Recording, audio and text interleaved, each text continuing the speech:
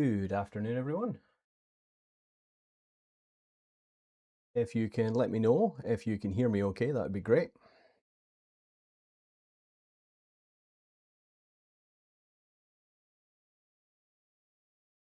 Okay, perfect, folks. Right, I have no idea what went on there. And unfortunately, in trying to fix it, I ended up deleting one of my scenes here on OBS. I have no idea what was going on there, but we will do what we can to get round this. Yeah. Okay, folks. So my apologies for the delay in the beginning of the stream. We just had some audio, a bit of an audio snafu. So right, let's get started. All right. Now, because of the delay, I was actually going to start this a slightly different way, but thanks to I'm going to blame Windows. And now my Wacom pen has gone missing. It's a good day, folks. It's a good day. Bear with me, folks. I'll be back in a second.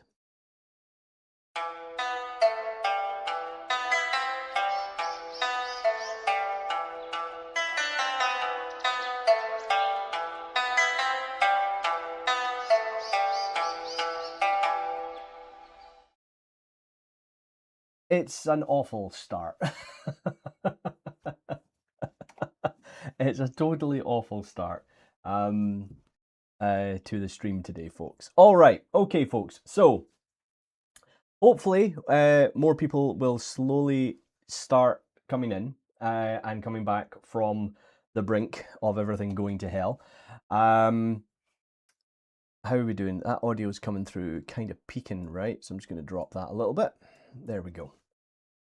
Okay, folks, so welcome back to another Firestorm Studios live stream. My name is Pat, and today we are going to be continuing with the A to Z of sculpting creatures inside of ZBrush. And we have reached the letter M, and that's quite a special one. Primarily because not only are we kind of like halfway there, we're also getting to do one of our founder Heather's favorite cryptids, the Mothman. And we have been very, very lucky to have not the one and only Mr. Sam Sheeran here, who has allowed us to use his fantastic concept in creating this creature. So a big shout out to Sam for allowing us to do that. So you can check him out over at his website, mrsamsheeran.com. And if you're looking for him over on Instagram, it is just Mr. Sam Sheeran, and you'll find him there. I would recommend checking out his website because you're going to find lots of access to and links to all of his various social medias, as well as his store. So please make sure you check him out as well. I'm going to leave his details down here in the corner for the remainder of the stream, just in case anybody needs it. Thanks, CC. Appreciate that. Thank you. All right, folks. So this is going to be a little bit different, and I'm not sure how I'm going to be able to get this to work because of the way that OBS. We might have to change things up a little bit, actually. Yeah, I'm going to have to change how I was going to do this because originally I wanted to start this inside of Maya, but I have no way of sharing the screen properly with you at this point, thanks to OBS breaking just before we came on stream. So we're going to approach this slightly differently, and then the next stream we have, we will take a look into detailing things in Maya. All right, so let me see here. Where are we going to start? Okay. Oh, what was that? Oh, Andre. Oh, has YouTube not updated either? Fantastic. Everything is going terribly wrong today, folks. I love it. I love it when everything goes wrong. So,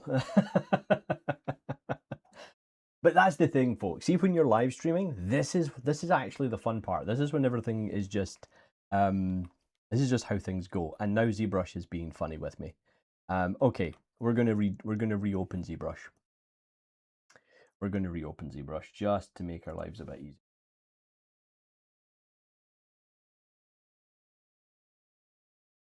And I'll load back in those images as well. So, in case you are, yep, YouTube is not updated. I see Twitch is though. Yeah. Okay, so we're going to minimize. I wonder actually, am I able to, if I bring, oh, no, I can't do that. Okay. Bear with me, folks. I'm just going to see if I can actually add a display here to capture. No, I would need to go on to break again, folks, and we're already 12 minutes late. So I don't want to delay this any further. I want to actually get stuck into creating the Mothman. So we're going to close down Maya. And we'll just let me move a couple of things around so I can see my chat a bit easier here. And we will adapt and we will adjust, which is a bit of a shame because this was supposed to be a really important live stream, folks. Because we're halfway there, it's a very important character that we're creating. And let me just load in some of these references here. Mothman reference. I think we did crop 2 to keep it a bit smaller, and we'll import.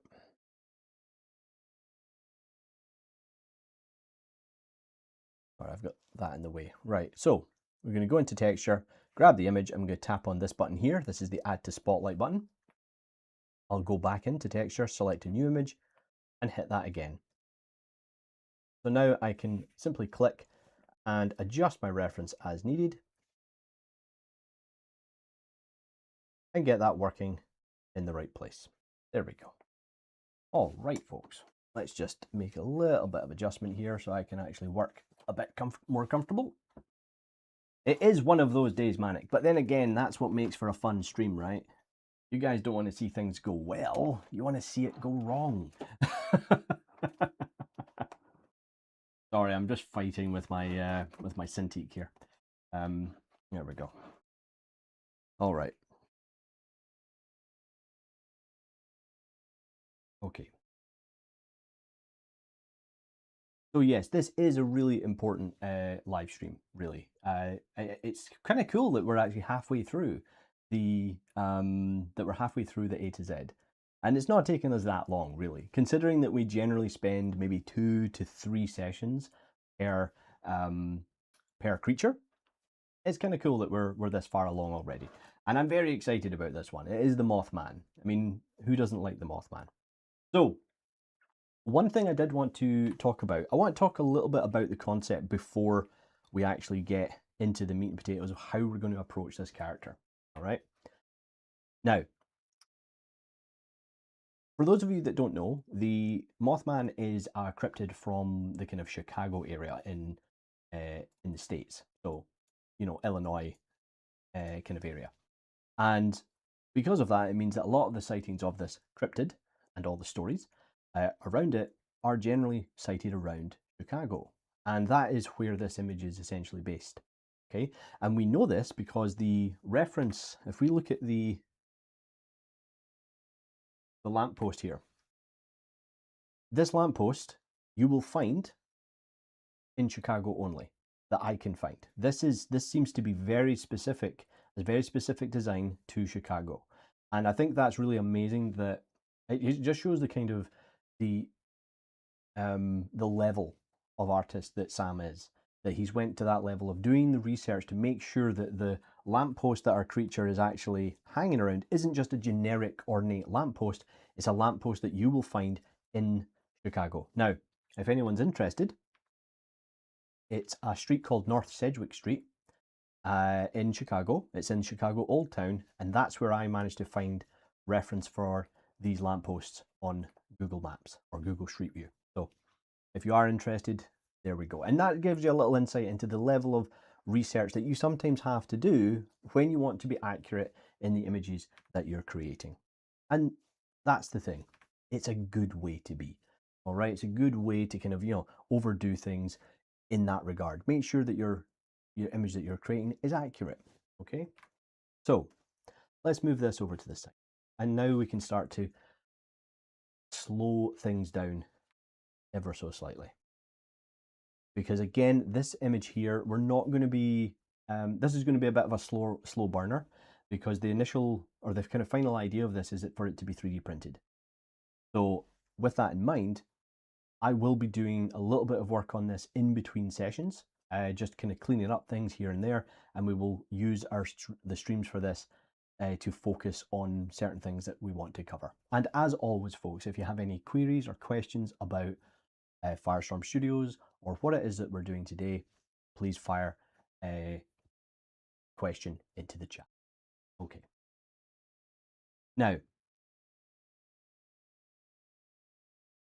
normally what I would do in this instance is, because it's going to be a 3D print, I would normally do a lineup and a measure and a kind of a scaled version of it inside of Maya, like a block out version, making sure that I have everything at the right height. However, we're going to have to do that the next time.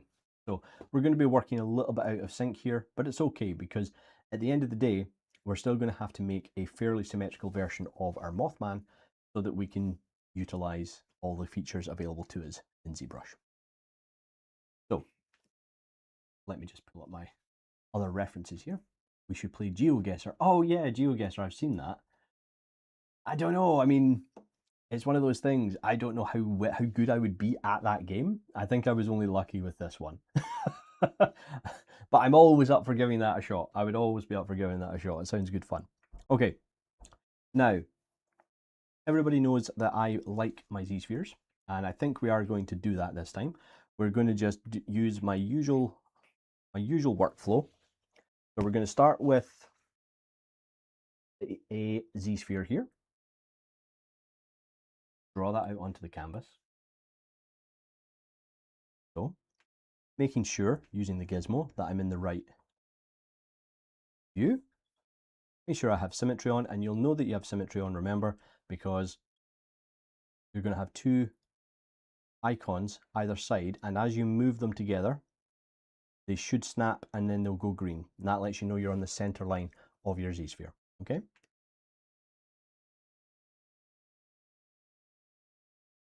When you have a Z-sphere, if you tap the A key, what that's going to do is it's going to turn on the adaptive skin.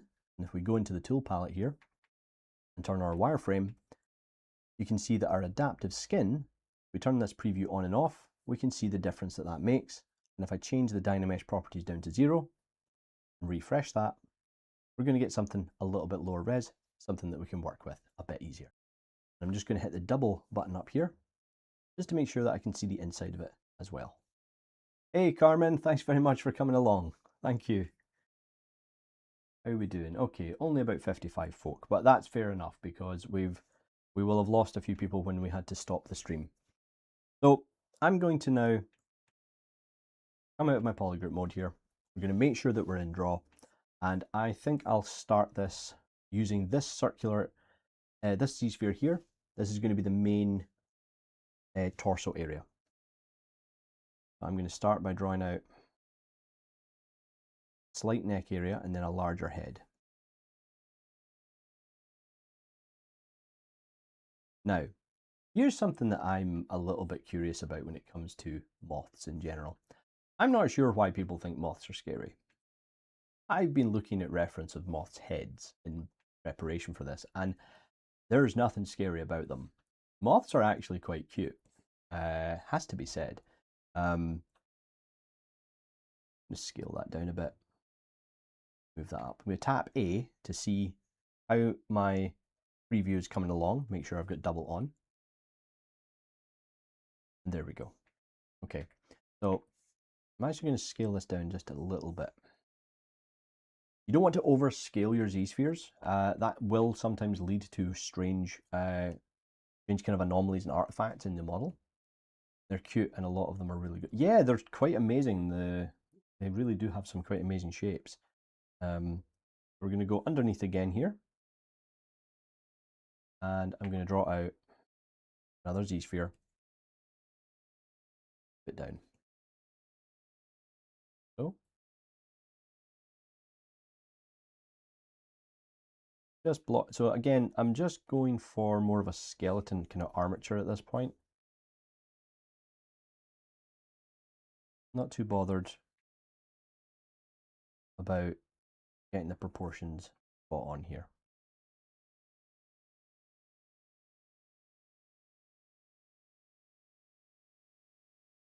Draw this out. I'm going to lower the draw size. That's going to make it a little bit easier for me to block things out. And kind of grab the end of the Z-sphere. I'm going to draw out another one that's maybe a little bit small, so let's just scale that up. And as soon as I've created a little bit more of the model, I will immediately go in and start reshaping and tweaking it.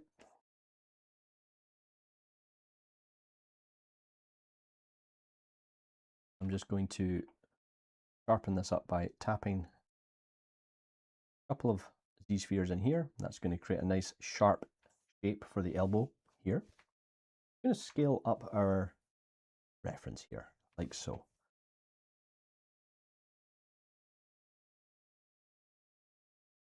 I'm going to bring it over, do a quick scale check here. Now that I've got that in place, that's looking about right. I can use the move brush and bring that up to about there. Let's get rid of some of these shapes.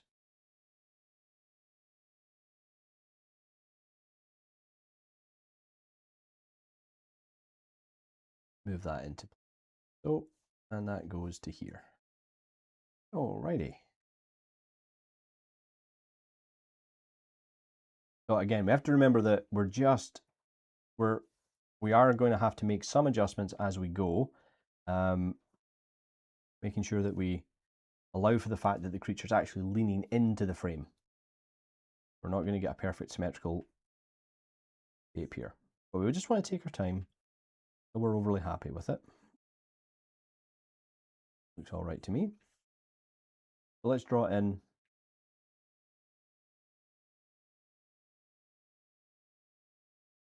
those legs. The legs are going to be a bit shorter. In fact, you know what? We're going to do that just to give ourselves a bit of a hip joint, and then we'll draw in the upper leg.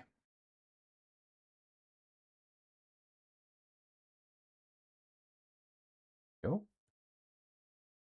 Scale that knee up, then draw in the rest. Now, it's a little bit unclear exactly how the leg is shaped, but we can infer enough to see that it's got a bit of a dog leg. So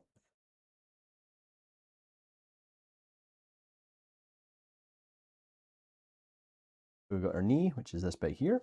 And we've kind of got our ankle. Then you've kind of got the toes. And it does look in this image here that he's got a bit of an extra joint in the foot. So, but I think what I'll do here is I'll just take a little bit of artistic license, which we will have to do anyway, because remember, we can't actually see a lot of the features. So we're going to have to take a little bit of artistic license in the end. But I'm going to approach this as him being basically just fuzzy and covered in fur, apart from the red glowing eyes. So let's just scale up the toe section a bit here, move it up, and then just draw out the two claws. Now, and that is seemingly what we have for the Mothman. The design calls for two claws on each foot.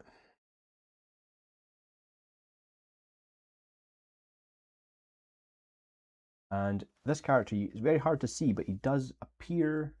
It's actually the wing kind of just coming in the front here, but I quite like the idea of adding a tail to this. So I'm going to play around with that. If we don't like it, we can remove it. Because that's what I actually really like about this design. It's one of the reasons I was really happy to be able to create this image. And that Sam was so nice to allow us to use it. because for me, it's the best depiction of the Mothman I've ever seen. It's not got moth wings, it's got bat wings, but I kind of like that. I like the fact that it's not just a giant moth. I like the fact that that more thought has kind of gone into this design.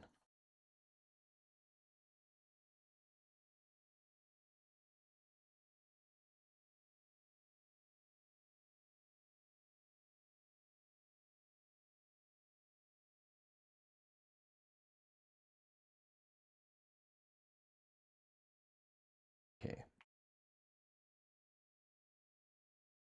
So now that I've got the overall shape out, now I can bring the reference back over.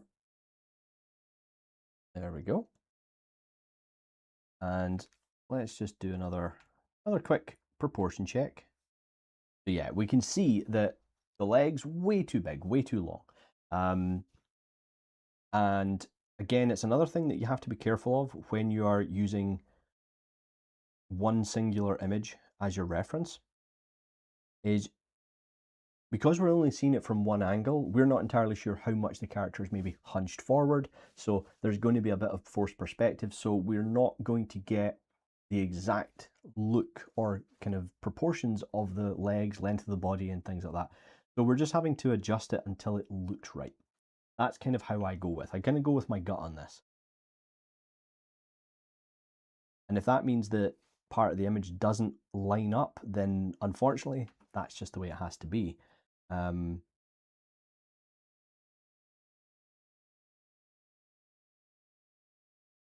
going to go with something that looks like that.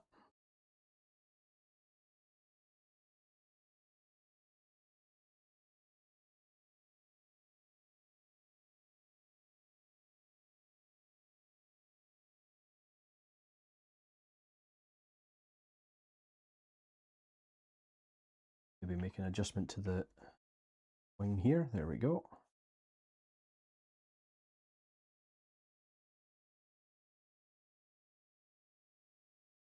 Be careful where the shoulder is, because remember, this is kind of the membrane, and in some cases the membrane will go above, so you'll get an extra piece of skin coming off from here, but yet the actual shoulder joint is deeper in. It doesn't necessarily mean that the shoulder joint has to be right up at the top of the membrane.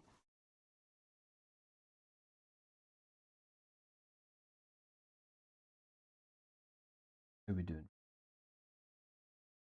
All right, folks. So we've we've mitigated the disaster that was the beginning of this stream. So again, I apologize for the issues. I'm also going to, I mean, I'm looking at the wings here and I'm thinking there's definitely going to have to be some adjustment later, but we'll get to that. And I think as well from so that we can look at slightly different workflows, I think we are going to model the lamppost inside of Maya. I thought that might be quite a lot of fun. We don't do a lot of Maya in my stream. In fact, I think we've maybe only used it once. I think, could be wrong. But it is something I wanted to start introducing a little bit more of, just to showcase, you know, some Maya workflows as well, and to show that it's what's this? 3D Manic. Today I searched digital tutors courses to show to Vega. It brought up so many memories, and the things I see tells me why my sculpts looked the way they did back then. Oh, I remember digital tutors. Yeah, I remember digital tutors. It was a long time ago. Almost, actually, yeah, wow. Wow. Almost about 14, 15 years, actually, when I worked on digital tutors stuff. Okay, so what I'm going to do here is I'm just going to add a bit more of a curve to the spine here. And I like the idea that this kind of Mothman is a little bit more of a kind of creature.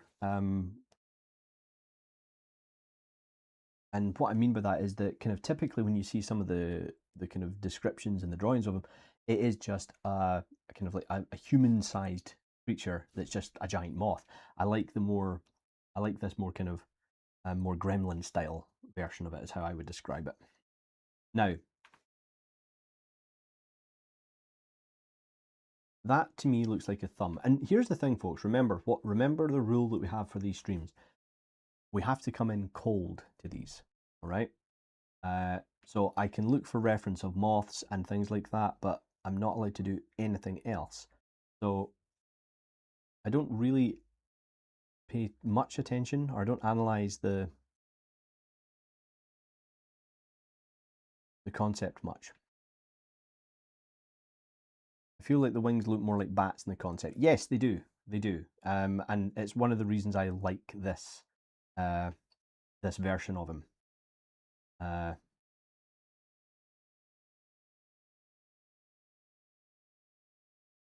So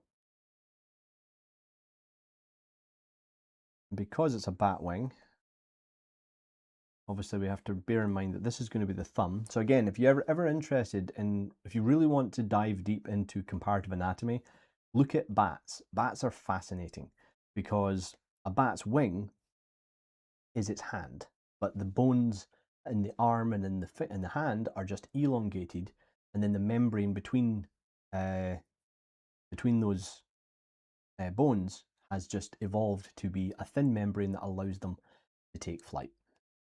Really fascinating stuff. So if you take a really close look at a bat wing, you'll be able to make out that it's just a very large elongated hand. So that's what I'm doing here. I'm making sure that this is kind of working the way I want. And I think what I'll do, just off the top of my head here, is I think what I'm going to do is we'll make the wings as close to this as we can.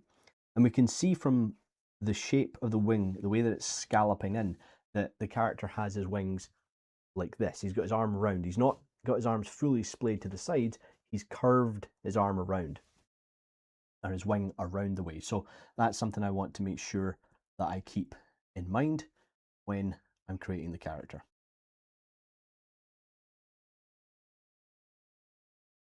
I'm going to bring this back over, and because this is my reference, that looks about right. Again, I'm not going to get completely bogged down in the proportions exactly at this point.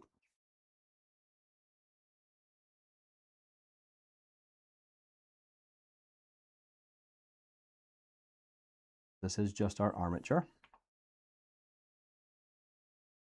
I want to get a good feel for this. So there's going to be another knuckle of the finger, and then let's just line that up. So, and then we'll do our final one. And I probably won't add all the finger bones in at this point. I'll see how I feel. Turn on dynamic perspective, going to go into the draw menu, and I'm just going to increase my focal length up to about 150. And what this is going to do, it's going to give me a perspective camera, but it's going to flatten it out, so it's almost like working in orthographic.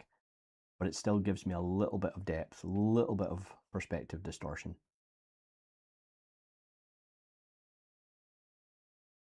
There we go. That looks about right. Grab the end of the joint here, bring that down to about there. There we go.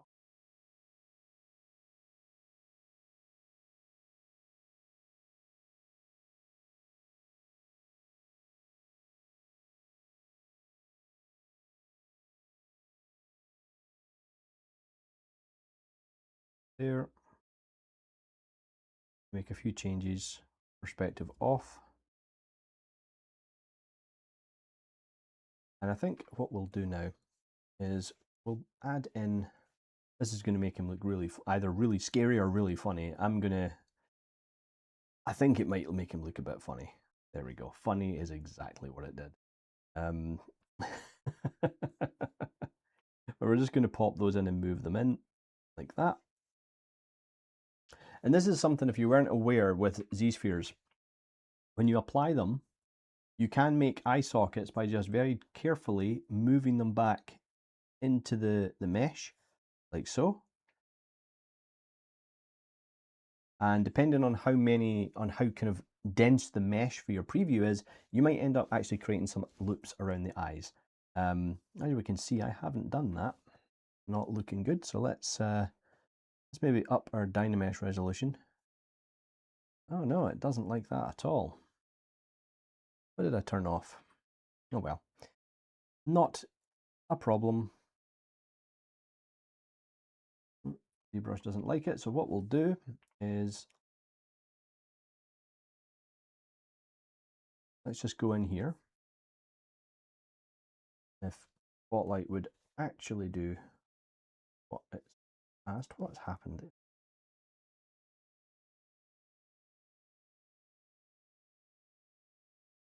It's one of those days, folks. One of those days.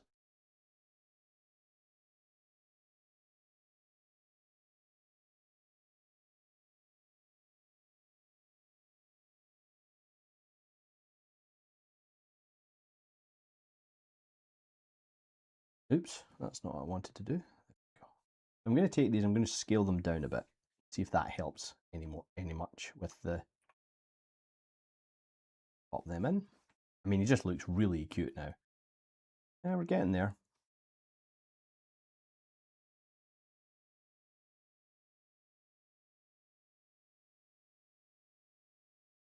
What between ZBrush do it is a jump scare. It really is, right? However, I think what we'll do is rather than push them in, because that's just not, ZBrush just is not for having it.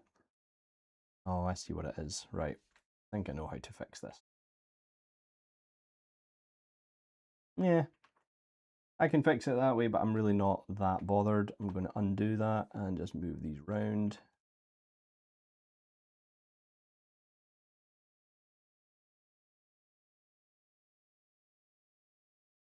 And I think as well, if it's going to let me, I knew there was something weird with the,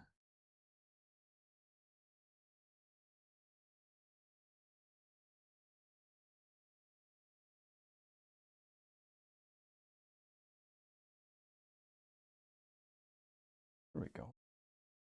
I think I am going to add in the other fingers, at least for the time being. So let's go up and scale this part here. And I think what we'll do is we'll add in a couple of extra Z-spheres just to support that shape. That's better. And now what we need to do is we just need to copy this. So we will drag that out, do that to there, go back to draw, and do another one.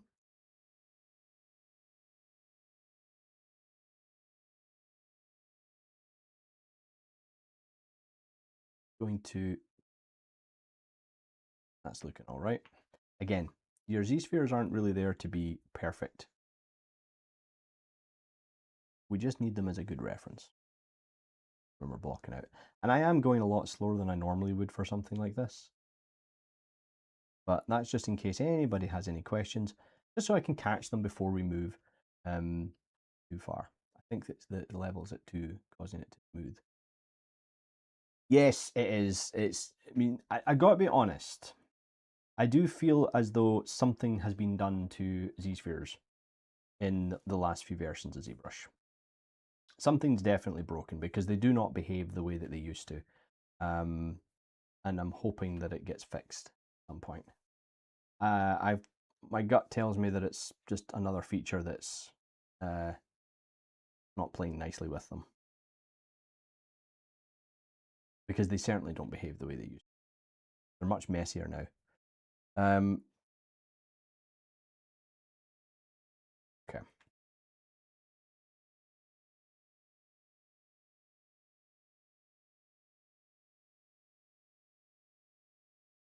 Let's now just add in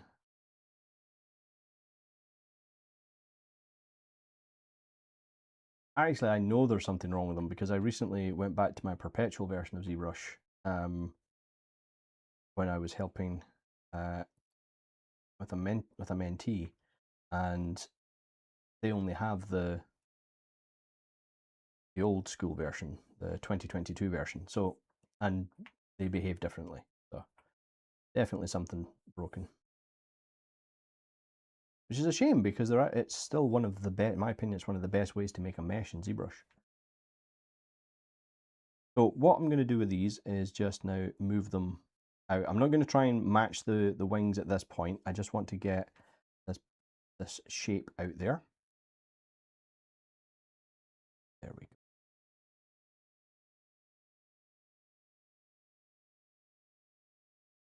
go. Just space this out a little bit. There we go. Perfect. Perfect. And then I continue to tweak it.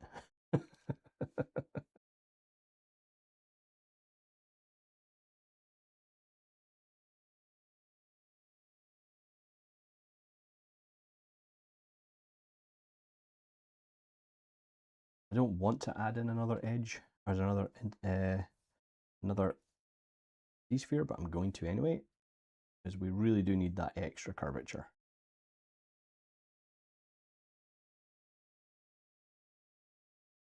And I know it's not the most exciting thing to watch, is making a Z-sphere skeleton or an armature, but I can tell you now it is going to help when you're constructing your character if you take your time at this stage.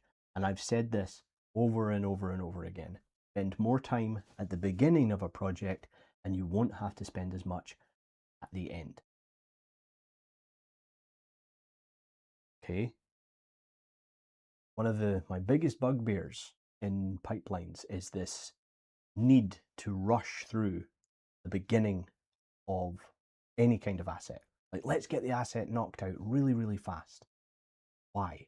If we spend literally an extra day of time putting this together, making it work better, it means that when we have the inevitable changes later on down the pipeline, we can actually make those changes at a higher quality and much faster and much cheaper. But sadly, that's rarely the case in my experience. Size and production, exactly.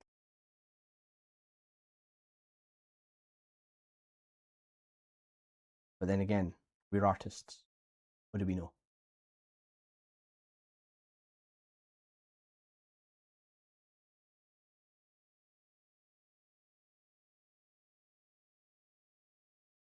All right, let's put this into, have a quick look around, see how it's shaping up. Definitely, it's this middle, this middle kind of scallop is just bugging me. Again, you're kind of going with your gut and you're just thinking, does that feel right? You know, this is the kind of thing that AI tools don't do. They don't kind of feel it out and see if it works. They just execute the prompt. Is why AI tools, there's no creativity in them because they just execute a command.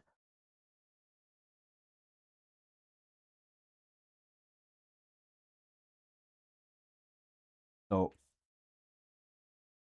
all right, now let's take a quick look and see how the Z-sphere rig is, or version is lining up. That looks quite cool. So I think what we'll need to do is, even though originally the plan was to put together a bit of a block out inside of Maya, I think we'll need to do that in ZBrush first. And that's just to help me visualize, how I want the creature to kind of wrap around the lamppost, get a rough scale for the lamppost, and then kind of take it from there. And that's the great thing about doing things with the Z-spheres, because we can actually use the Z-sphere as a rig if we really wanted to, or we can just reposition the Z-sphere rig as it is right now, make a duplicate, and then we've got a posed version that we can use as a guide for later on. The Demand 9831, hello, welcome to the stream. It's lovely to have you here. All right, folks, we're coming up on about 40 minutes. So, once again, folks, welcome back to another Firestorm Studios stream. My name is Pat, and we are continuing with the A to Z of creatures inside of ZBrush. And we have reached the letter M, where we are working on the Mothman, Chicago-based cryptid, and we are using the artwork from the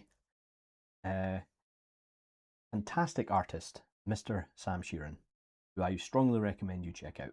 He was very kind to let me use this as a primary reference for this model. Okay, let's do a bit of cleanup now.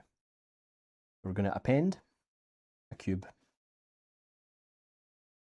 and we're going to take that and going to save as, and we're going to save our first Z tool here. Let me see here.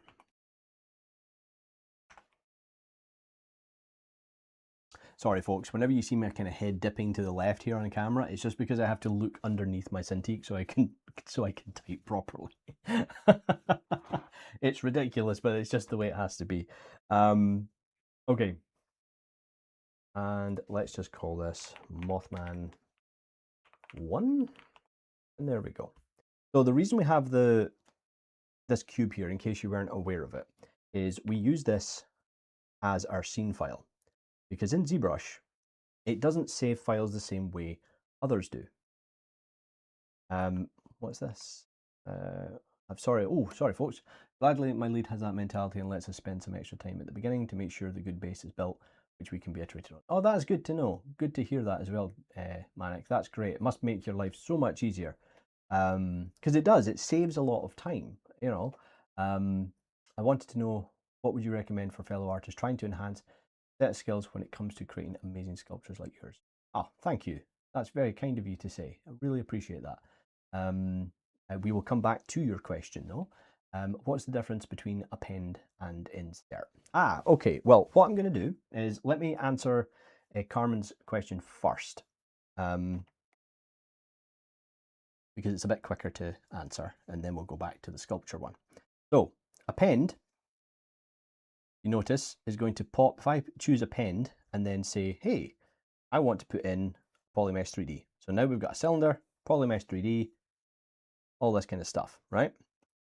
And it's always going to, even if I select this one up here, select this cube and go to append and choose cone, it's going to place that at the bottom of my subtool palette. If I grab the cylinder and choose insert and then hit ring, it's going to place the new object directly underneath the subtool that I've had selected. And that's the only difference. It's simply where your chosen mesh is going to be included in the subtool list. That's all that's going to do. So again, folks, append will add a subtool or a primitive or any kind of shape at the bottom of your subtool palette.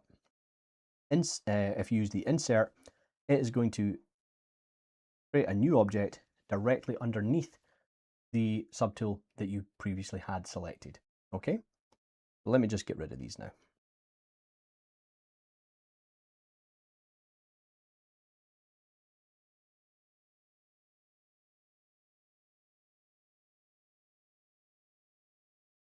Okay, and I'm just going to rename this Mothman Armature, and we'll do a save next. That's good to know. No problem, Carmen, no problem. All right, so the demand. Let's go back to your very kind question, and that's about enhancing your skills as a sculptor, right? So this is probably something you've heard a lot of artists say, maybe teachers or anyone on the internet, right? It's very, very common that when you're asked, how do I improve? Well, people will say, right, you've got to learn anatomy. You've got to learn this. You've got to learn that. Okay. I agree. Learning anatomy is going to help you become a better sculptor, particularly if you, well, actually, primarily, if you want to create creatures or characters or animals or anything like that, or any kind of organic object, then learning anatomy and comparative anatomy is going to be one of those cornerstone skill sets that's going to improve your overall sculpture. But what I would suggest you do as well, and I think that goes along just as important as anatomy, is a more general skill, and that's observation. Practice your observational skills, because that's what we're doing. You can learn anatomy, you can learn the muscles, you can learn the bones, etc. But if you're not very good at, or you're not practiced enough at translating the shape of a muscle or the shape of a bone onto something else or into a different medium, then that's not going to help you much. So knowing the muscles, knowing the skill, it's not going to help you. So practice your observational skills, and the best way to do that is with sketchbook, pen, and a piece of paper. Pen, pencil, sketchbook, and just sketch. Not digitally, nothing like that. Go old school. Simply sketch. Look at what you want to sketch. Put it on paper. Do it really quickly. Try and pick up the key shapes of an object. Say it's a person, so you just want to try and look at the person for maybe a couple of seconds, jot it straight down in a sketchbook, and keep doing that and keep repeating it. And the more that you do it, the more your observational skill will increase, and you'll be able to take in the important information more quickly and then apply that onto the page. And that will transfer into digital, into sculpture, into pretty much any other medium that you want to apply it to. So that is what I would say is train your observational eye, and you will become a better artist overall. And that way, if you decide later on down the line, you know what, I don't think I want to do sculpture, I want to do painting, or I want to just draw, or I want to kind of eschew digital altogether and sculpt in marble or wood or anything like that, those observational skills will be transferable.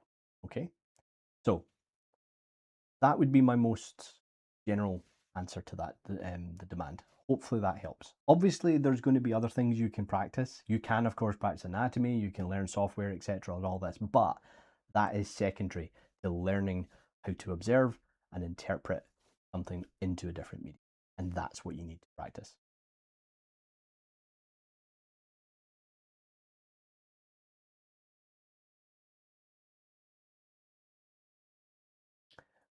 But this is the thing. Anything that you are willing to invest time in, you can do. So if you want to become a great sculptor, then you practice sculpture.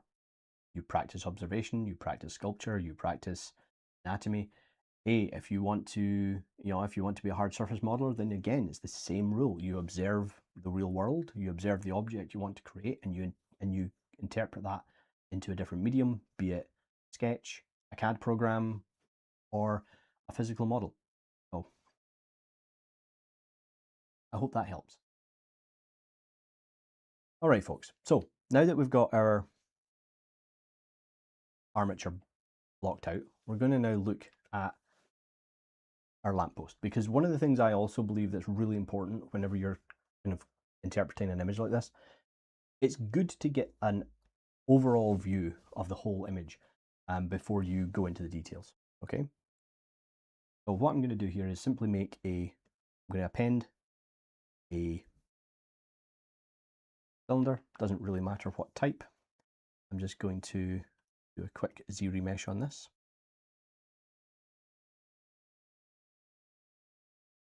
I think I'll do that again. There we go.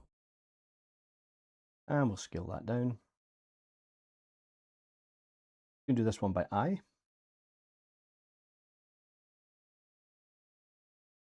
And I'm going to mask out top section, and I'm going to hit Control W to create myself a polygroup. And then I can drag that polygroup up. Loads of different ways to create these shapes, by the way, folks. This is obviously not the only way. It's just one way. I'm going to scale that out like so, and then scale it down. Now, when I was doing the research for this, I discovered that these lampposts are actually not that big. They're quite short for lampposts. But it's quite obvious from the image that, again, a little bit of artistic license has been taken in order to make it look a bit more dynamic. So we're just going to scale this up. That's actually a good aspect to really consider, but when also considered digital-wise, would you recommend opening an anatomy book and just try to figure out how things are made, or follow a course?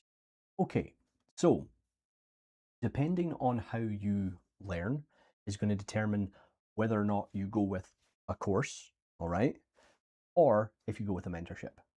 And that to me is your kind of two primary options. If you like to ask questions and you like to kind of bounce ideas off other people in order to kind of learn, some people learn the best that way, then I would suggest a mentorship, which is something that, by the way, Firestorm Studios does offer. So if you are interested in a mentorship, please do check out the Discord and reach out over there if it's something that would interest you. But at the same time, if you can simply learn by just soaking in that information, then doing a course will also help. Okay, both will help. It depends on how you learn. Is which one you should go for. All right. Personally, myself, I tend to go down. I would prefer to go down the mentorship route if I could, because sometimes I get a bit distracted when I'm following a course. So it took me a long time to learn a lot of things through courses because I had to watch them several times, because I was really kind of interested in just jumping straight in and getting the work done. So I sometimes ignored some of the lessons. But what's this? Just trying to figure out how things are made or follow a course. There's just figuring things out for yourself is a very good way to learn as well. Okay, but if it was me, for my money, I think a mentorship is your best option. I think your money is better spent on a mentorship than a course. Now, there's a slight caveat there, is that if you're able to order a course that comes with live feedback, that I think is just as useful as well, because it's about getting that feedback that's the important thing. How well you're doing, etc. That type of thing. It's worth its weight in gold. It really is. So again, like I say, for my money, I think a mentorship would be the better option. But nothing wrong with learning through a course as well, if you find one that, like I said, kind of clicks for you. Okay.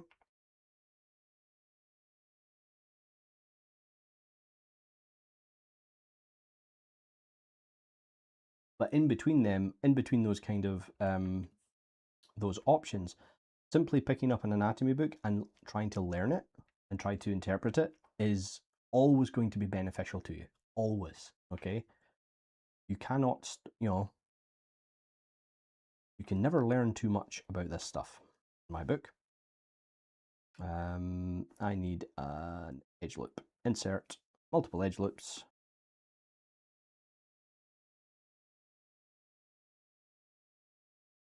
There we go.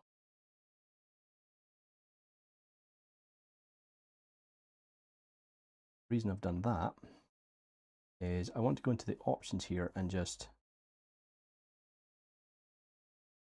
paper that out a little bit.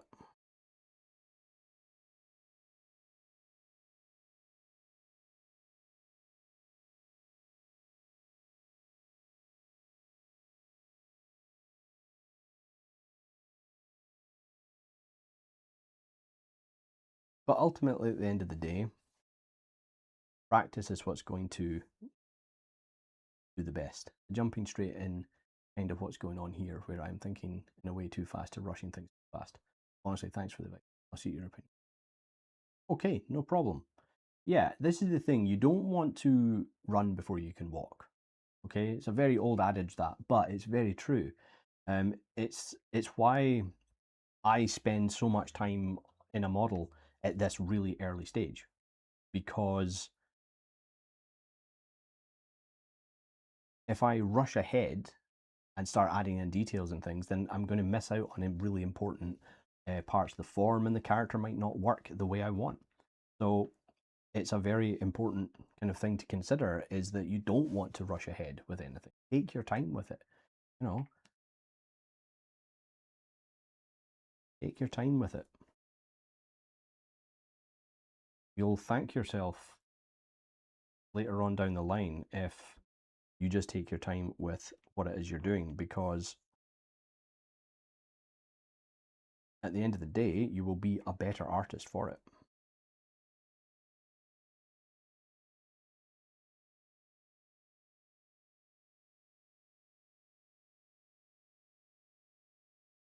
I'm going to bring that down to about there. Still not really the size I need it to be, but try another taper. There we go. And then what I'm going to do is I'm just going to append a cube and scale that down. Again, I'm not going for the trying to mimic this 100%. I just want to get the kind of primary shapes in there so that I can start posing this and seeing if it's going to work for me. And then once we know that the structure that we have for armature is working, then we can start adding in different shapes and different primitives to kind of block out the character. So we're going to merge these down. And I think what I'll do is stretch that down, end another cube, and let's do something like that.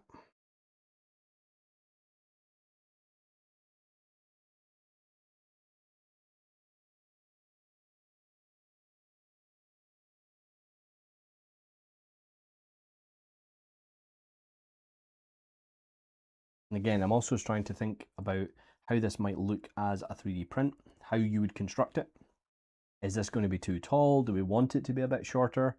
I'm actually kind of going that way now. I'm thinking it looks a bit too high now. So let's fatten that up a bit. So, yeah, okay. We can work with that. Do a quick save next. This was one of my favorite things that they added to ZBrush, was the save next feature. Just allows you to stay really focused in on what you're doing. So I'm going to do duplicate for this. I'm going to rename it. And I'm just going to call this Mothman Pose. And then we'll merge down our lamppost. Save next.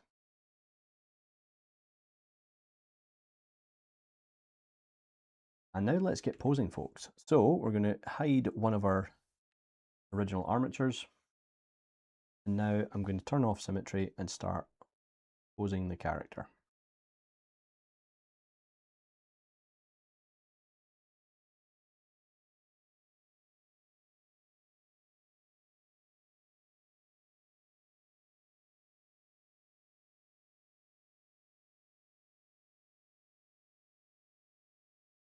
And this is what I was talking about when I was saying how if we're working to one perspective, we're not entirely sure how far the artist maybe intended for the leg to be forward or back, how it's actually kind of hooked around the lamppost, because again, it's all in shadow. So we can interpret roughly what's there, but we're going to have to do a little bit of experimentation to really make it work the way we want.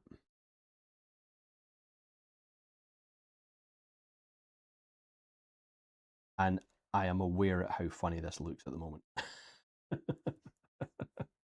It's not lost on me how funny this is.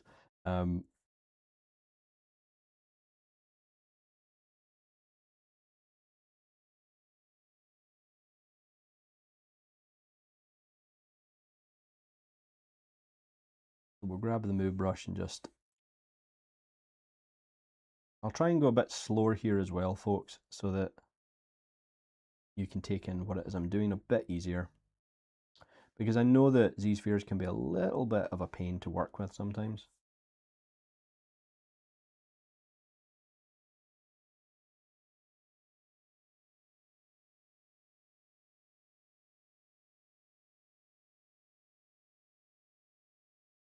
We're going to leave this arm as it should be, because again, like I was saying, that is the arm that we wanted. And I think what we'll do here is we're going to move the lamppost a bit closer. We're just going to cheat. We'll move the lamppost rather than the creature. Just owing to the fact that the Z-spheres can sometimes be a bit... they don't always like being moved. So far that's working pretty well.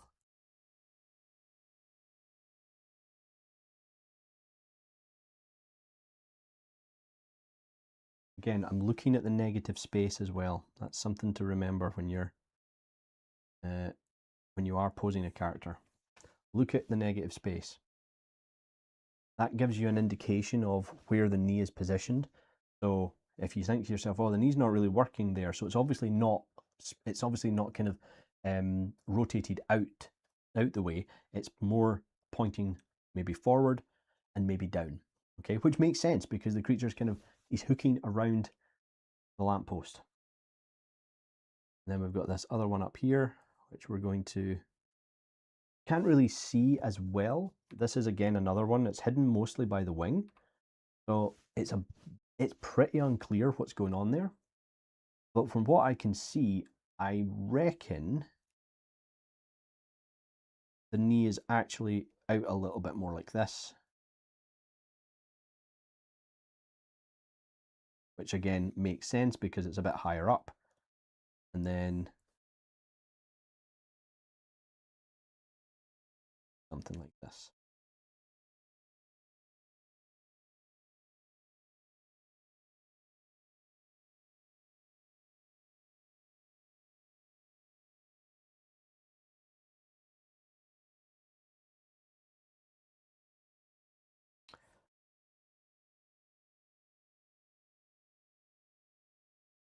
How did Mothman get started in the industry? Well, he had to, he had to strip for a bit.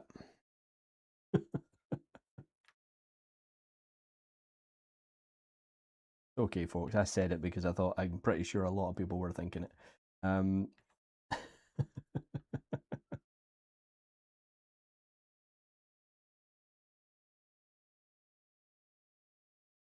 So what we will need to do here, and this is something that we may need to adjust we don't necessarily need to adjust it on the final armature, but for this pose, we may need to add in extra extra Z-spheres, just to help have that curl properly around the thumb when we're hooking around different parts of it. So, okay, and another thing I'm going to do is I'm going to delete a few Z-spheres as well, just to make moving certain parts easier. So in that regard, I'm going to remove these two support Z-spheres at the corner. Okay, we're coming up for an hour, folks. So let's see how far we can get with this today. Do we have any questions at this point though, folks? Let me know. Questions, comments, can you spot something I'm doing wrong? Please shout out if you do, because again, it's easy to miss things. Very easy to miss things.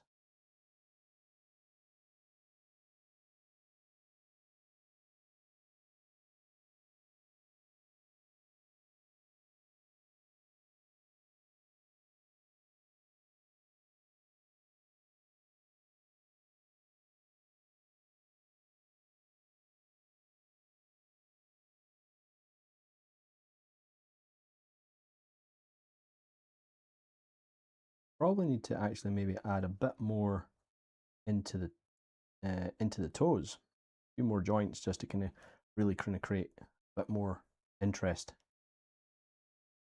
How he's clipped on. Also starting to think there might be, in this design, there might be another claw at the back of his foot. A little bit hard to see. We've got a little point coming out here, and that could be a back claw, like a kind of dew claw type of design. So we'll leave it for the time being. We can always add it in later on.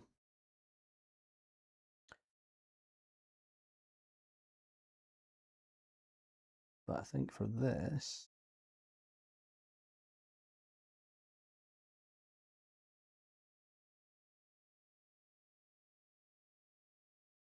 all right. Now we're going to get the arm into place. So in order to get his other wing hooked around the top like this, we're probably going to have to bring this in and then bend it up, or rotate it up. Let's try rotating that down. Oh, that's actually worked pretty well. I mean, we could probably do this. Then do that. Probably have to rotate it back as well. Bit of scapular movement. Rotate that back. Then bring that in to there.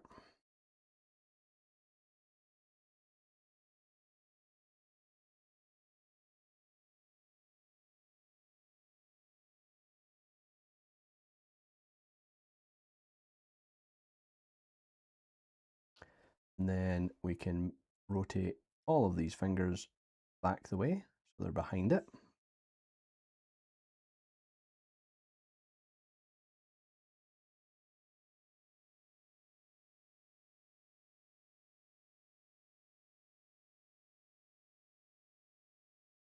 And this is where some of our artistic license is going to have to come into play, because again, as an illustration, it can be drawn exactly how the artist sees it in their mind. But when we're dealing with 3 dimensions, we have to interpret that. We've got to alter it in order to make sure it works physically and that we're not dealing with 2 completely different sizes of arm. So that's really important.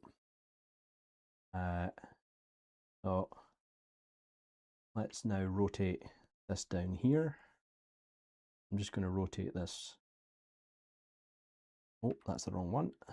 One we need.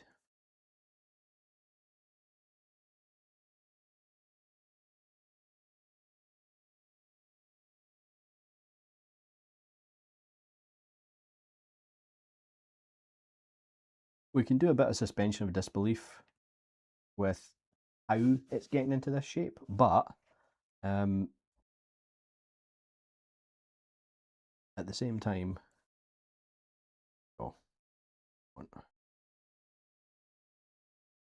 So here's the thing, folks. I'm going to try and get a little bit of engagement with you here. How would you like us to progress with this? Do we want to see the creature made symmetrically and then reposed again, or do we want to sculpt it in pose? What would you like to see? Because there's nothing wrong with me sculpting this out as a symmetrical creature that can then be maybe rigged later on and maybe put into some animations for someone at Firestorm or something like that, and then we pose it. Or we can make him do a little jig, do do do do do do do ba ba ba da da dee da da da da da da. Sorry, folks. I'm only doing that because Stan in the Discord asked us to start singing if we didn't have music, so that's about as much as you're going to get from me.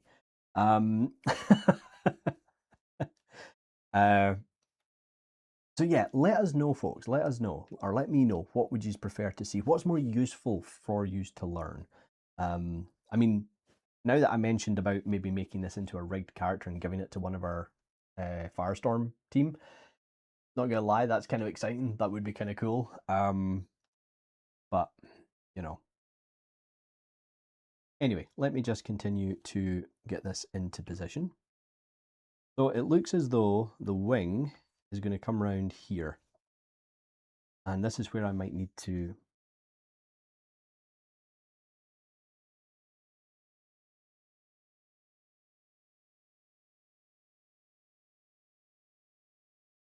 I could never have been told I got a voice for print. I've never heard that before. I don't believe it, Carmen. I don't believe it. Don't believe it. So what we can see here is there's this nice angle that I really don't want to lose. I don't want to lose this angle here.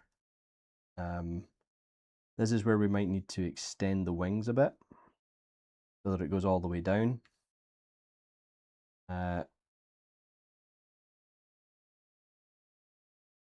And this bit here, by the way, this nice little notch, I am going to assume is the membrane of the wing pushing over the elbow. Okay, so as the elbow's kind of, think about it, if you were to take a cloak and bring it around, your elbow is going to protrude out and it's going to create that kind of effect. And I think that's what the artist has intended there. So it looks as though it's just the main finger. I need to change. I mean, if I can adjust it so that we can get it to go a bit lower, I will, but I don't think we're going to.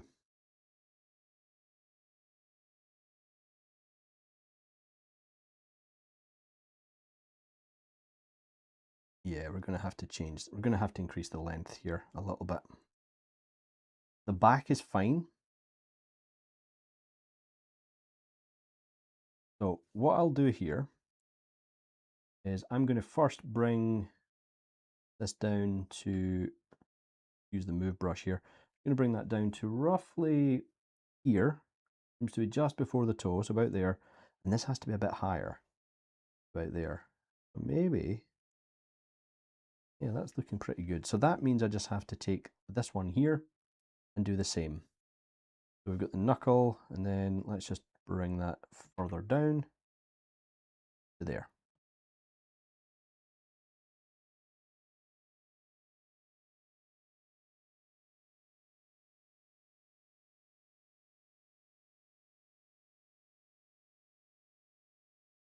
That's looking about right to me. Looking pretty good.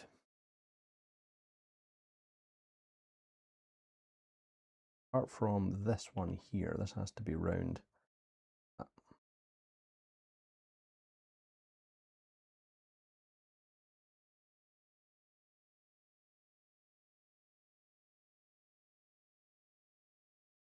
We'll just get a nice curve there. Maybe bring this further round.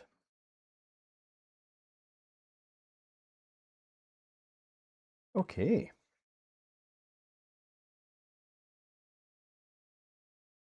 Save as. Oh, wait a minute. Save next. There we go. All right. How are we doing? Okay, we're an hour. We're just over an hour, folks. That's not bad. After all the problems we had, we take into account that we've been working for about 45 minutes, and we've blocked out most of our character. We've got a pose that I'm pretty happy with, to be honest. The head needs to come down a bit, though. That's something that we do need to do. I'm just going to rotate the head down ever so slightly, because the head here is underneath the thumb.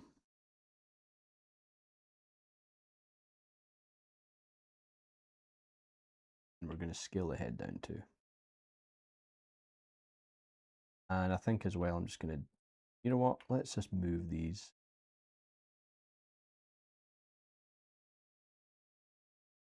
It's just not menacing, so I'm going to get rid of them. It actually looks more menacing when it doesn't have a face. Alien style. Right, we want that head to be roughly in line with the elbow, which it is.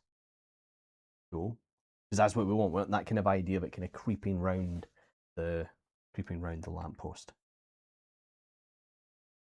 And then let's now fix up a lot of the crap that's going on here in the background. Just fix up these wings. Again, this is where my artistic license kind of comes in. I can have a bit more flexibility with this because we don't actually get to see the back of the character. So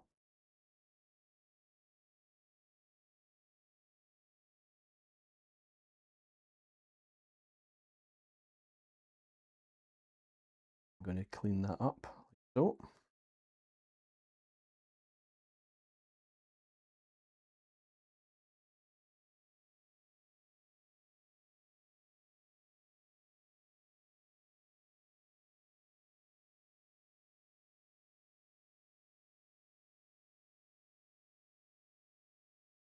Let's move that leg out a little bit. Use the move brush, make my life a bit easier. There we go. And then continue to move these back in. All right. Great. Get a wee bit more detail now on the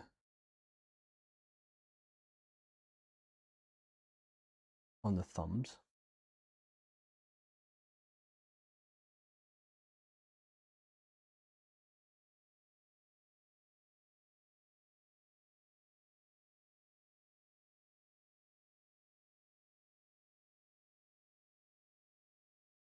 So what I'm now going to do, just to help with proportionality, is I'm going to draw in a bit of a, if you will, a hump at the back, and just scale it up quite a bit. And this is to act as the kind of fur, the kind of large kind of shoulder area. And that's more to help with, it is quite large, that, all furry and things. Obviously, if we turn on the preview, it's going to destroy it, but that's fine. I'm not interested in that. I prefer to actually use the Z-sphere armatures. You know what? We could probably do that a little bit better if we just appended a shape onto that. So I'm going to put this as a lamppost proxy, or proxy. Save next. All right, folks. Saved. Swap over my drinks. From cold tea to water.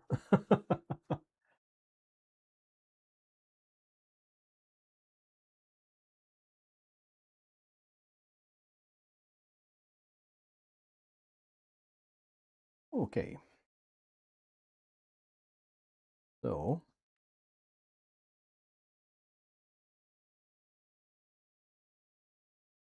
what I'm going to do here now, this is just something that I want to play with. Or I've just noticed something that's bugging me. I'm going to add in another there.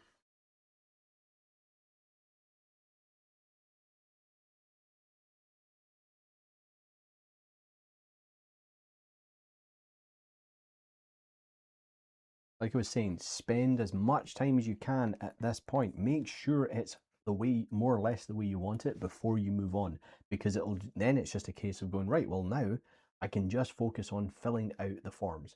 There is, of course, going to be times where you do need to make changes, but this is just one of these good things to practice, because the more you practice this approach, the more you'll be able to kind of miss it out with the more experience you get. Then you can go, right, well, that's fine. I can start to see the model in an A pose, even though I'm looking at this still image. And that's kind of how I work now.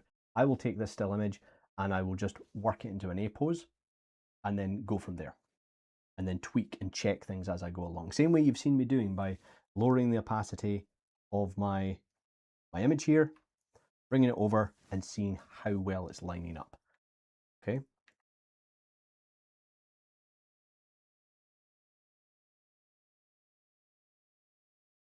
Right, I'll do a save next, and I cannot remember if this is going to work, but let's go into draw, where are we?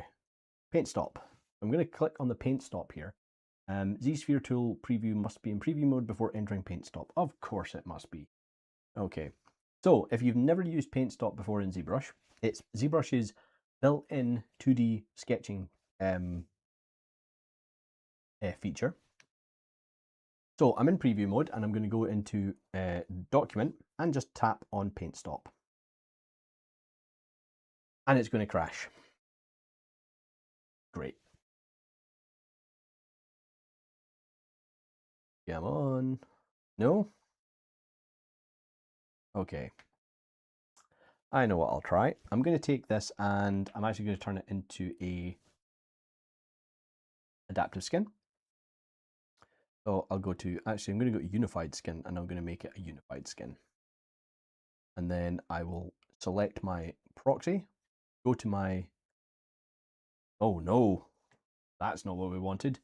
Poor Mothman. He's turned into... I don't know. That was a mistake. Okay, let's go with adaptive skin then. Give him a little bit more dignity. So we'll go into preview. That's fine. Make adaptive skin. We'll try this again. Append the lamppost. So to do this, if you want to move your subtools between other subtools, if you will, right? Between different models. I'm going to select my Mothman here, and I'm going to make sure that I have the lamppost as my selected subtool. Okay.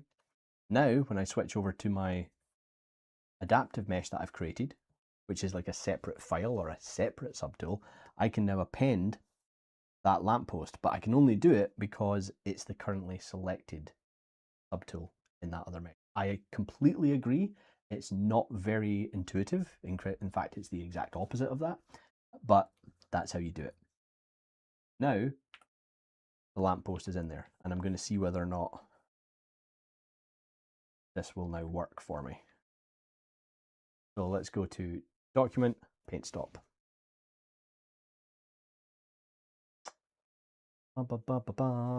No. Brilliant. Excellent. That's fantastic.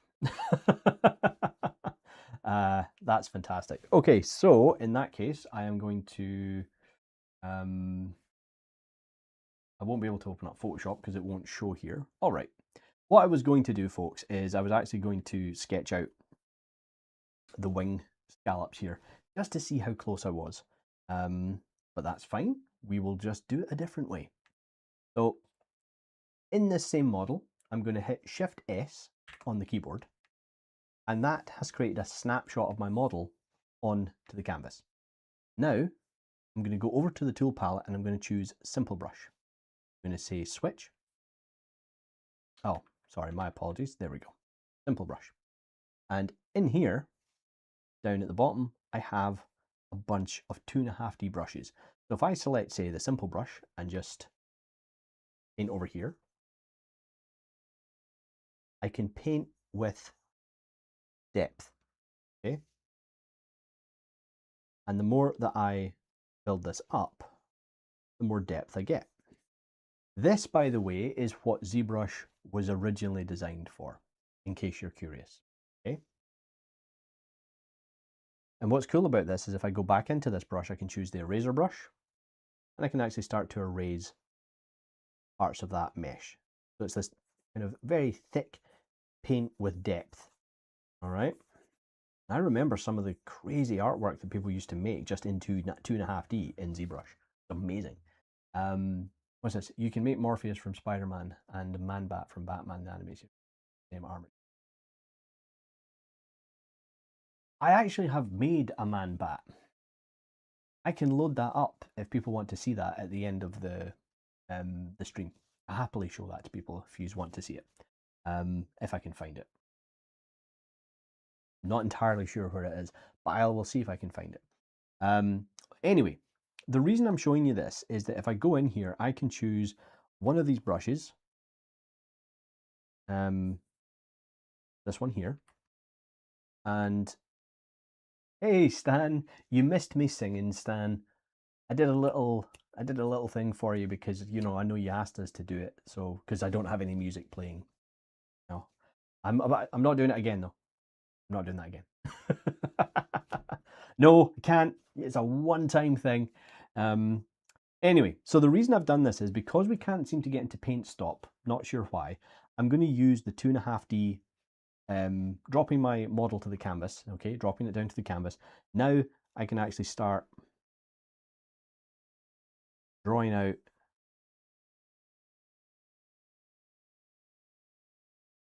where I need things to be, like that. And from this, I can see that we need a bit up here, but then across to there. And as I thought, that is going to be part of the wing going down to that front.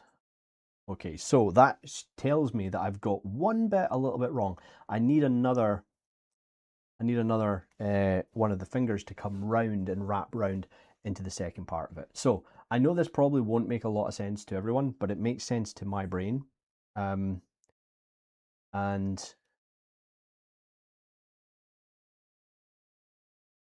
let's just do that. So this is the thing, you don't even need to leave ZBrush to do some sketches. You can just do it with the ZBrush tools. I'm using the bump brush, which is kind of cool because it actually will just, it'll paint over a 3D object. And there's also cool, there's like things like fiber brush, if in case you're curious, you can do things like this. And then, where are we? There's a snake hook brush as well. You can literally pull stuff out like so. Come on, there must be some other cool brushes as well. Yeah, there you go, snake hook brush. So I can take this and do that.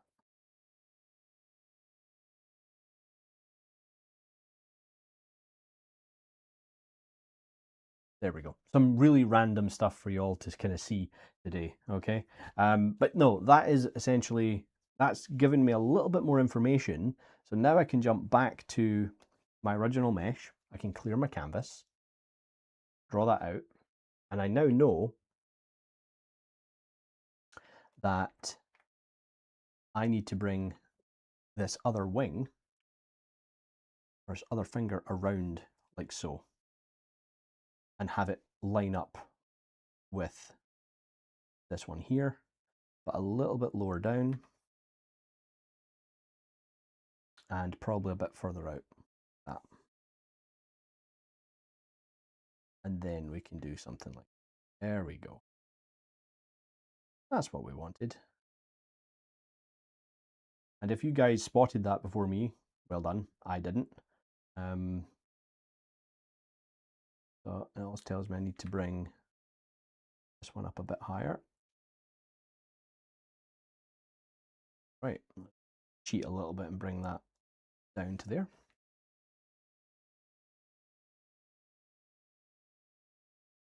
So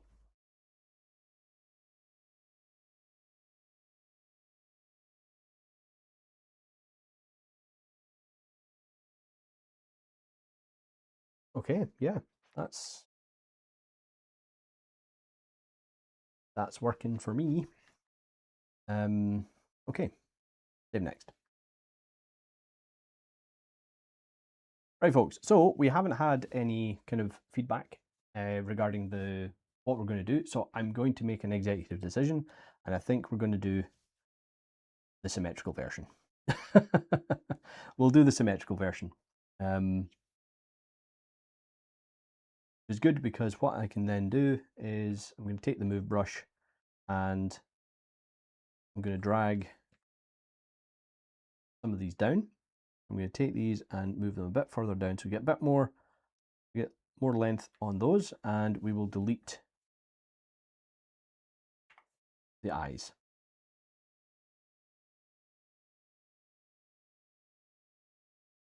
Okay. So now, oh yeah, we need to make the head a bit smaller as well, don't we? That would help, folks.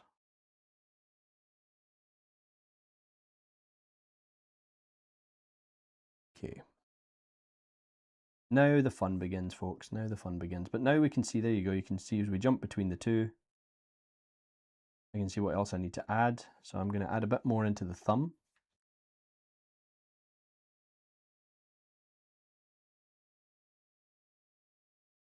I'm not going to worry too much about any extra joints that I needed for the pose on the main wings because we can get to that later on when we actually start manually posing it. Because the thing is, once we manually pose it, we're going to have to resculpt anyway.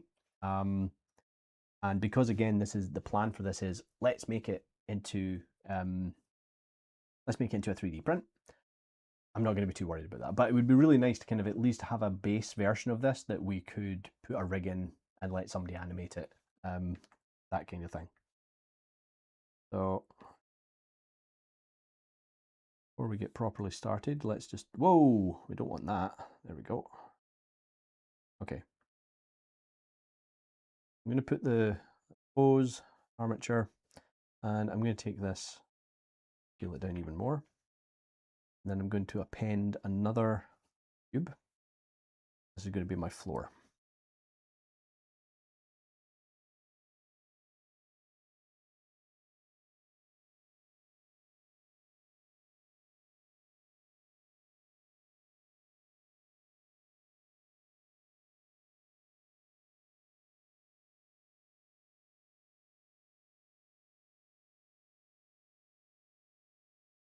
Grab the armature,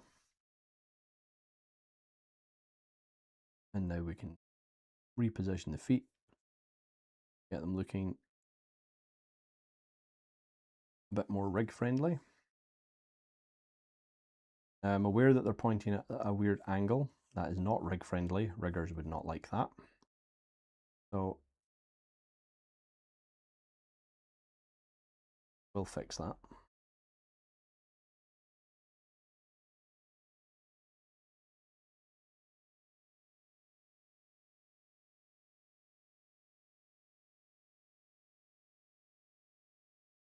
Not going to be perfect because I'm going to keep this angle in it. So if anybody from the Firestorm team does end up rigging this, I apologize. Okay. So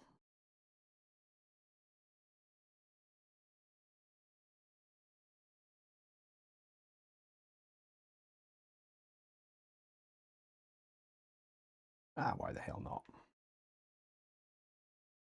Just trying to decide how it is I want to begin with this, folks. How are we doing for time? We've only got half an hour, so we might not get a huge amount done, but we're going to try. So we'll make a Z-sphere armature again, not an armature, sorry, an adaptive skin. I wasn't originally going to do this. I was originally going to block out the musculature, but I think we'll just go for a good old-fashioned sculpt, because what I would like to now do is kind of do a bit of a mix between showing you the slower way to set things up and then approaching it the way I would if I was just sculpting this from the way that I tend to do for my own personal projects and professional and commercial projects. So let's do adaptive skin. Leave the Dynamesh resolution low, leave the density at 2, make adaptive, and as before, we'll do append, and we'll just bring that in. I'm going to move that up to the top, immediately rename it, and we'll call it Mothman Blockout.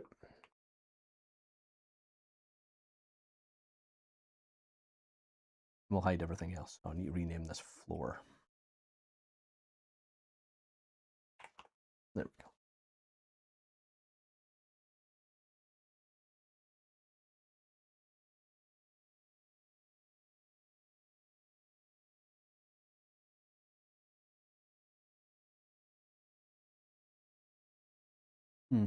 The feet haven't really turned out very well, but that's okay. I'll resculpt those. We're going to delete the lowest subdiv, and then I'm immediately going to go into my move brush, and with symmetry on, I'm going to start cleaning up some of the forms. I'll lower my smooth brush. I'm just going to start pulling some of these details out. Again, these are details that we cannot see. And I'm just going to pull up my reference of moths. They're awesome, awesome creatures. I don't know what it's called, but they all have this large kind of section right at the back behind their head. So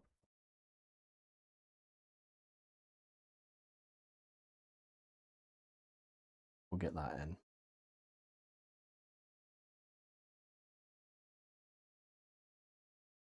If anyone's a moth expert or has the time to look it up for me, please go for it. Throw it into the chat. Let us know. Let the world know. What is that bit at the back of the moth called?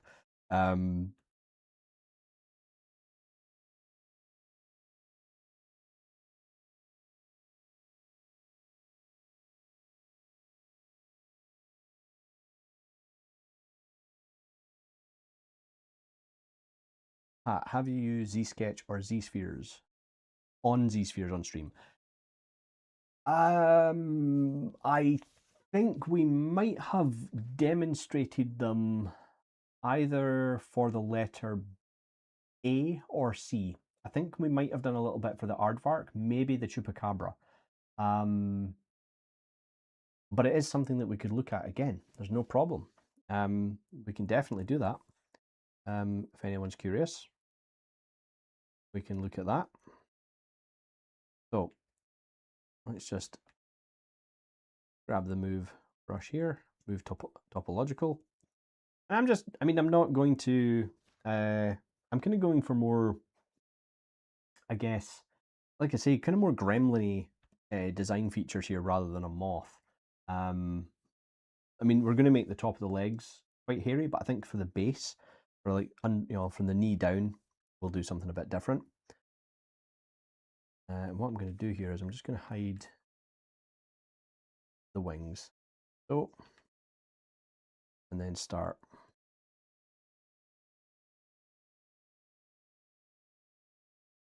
blocking this out.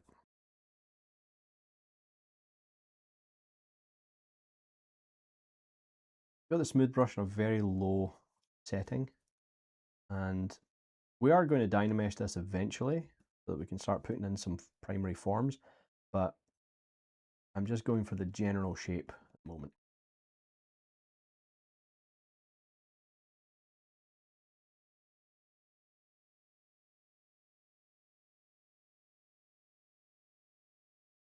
Sorry folks, I find moths hilarious to look at. They're just not they're just not intimidating in any.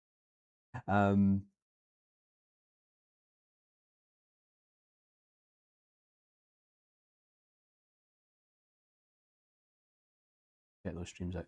It's definitely something I can show here if you want, Manic. I can definitely quickly kind of go over it if people would like to see it. That's what these streams are for. We can stop and take a look at other things. We have the time. Okay. I'm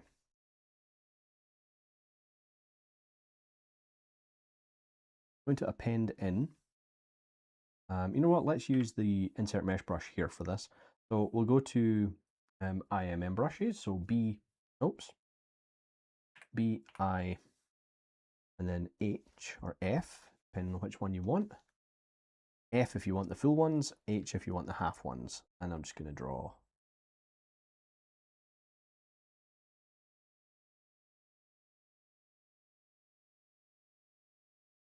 I don't know if this has helped make him more intimidating, less intimidating. Who knows? I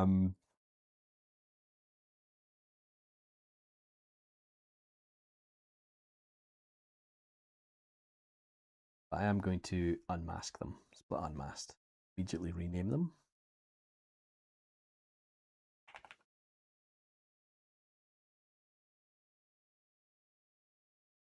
And yeah, I'm actually just going to pull up.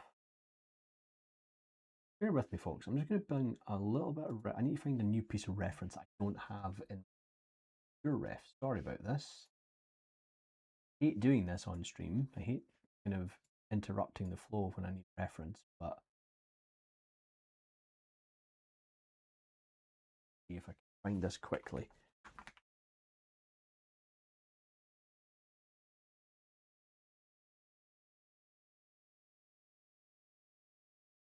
I want to go with kind of almost bat anatomy. Only it adds value with the short being edited out of it for the socials. Please show us. Okay. Yeah, we can have a look at that, folks. Bear with me. Just let me grab this anatomy of the bat. Pop it. Reference.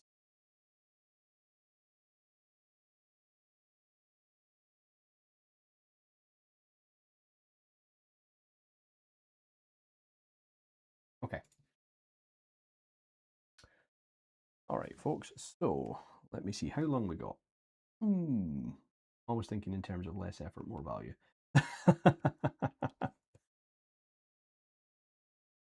I think we can go a bit longer today, folks, because we did, Tell you what, folks, I'm going to go for a quick 5-minute break. Actually, you know what? Not even 5 minutes, just a couple of minutes. and then we'll come back and we'll do a little bit of sculpting on the anatomy for this, and we'll take a look at using ZSketch on top of ZSpheres in ZBrush. It's not something I've used in a long time, so it'll just be a quick demo. Not sure if it'll be short worthy or not, but we'll take a look all the same. All right, folks, I will be back in a couple of minutes.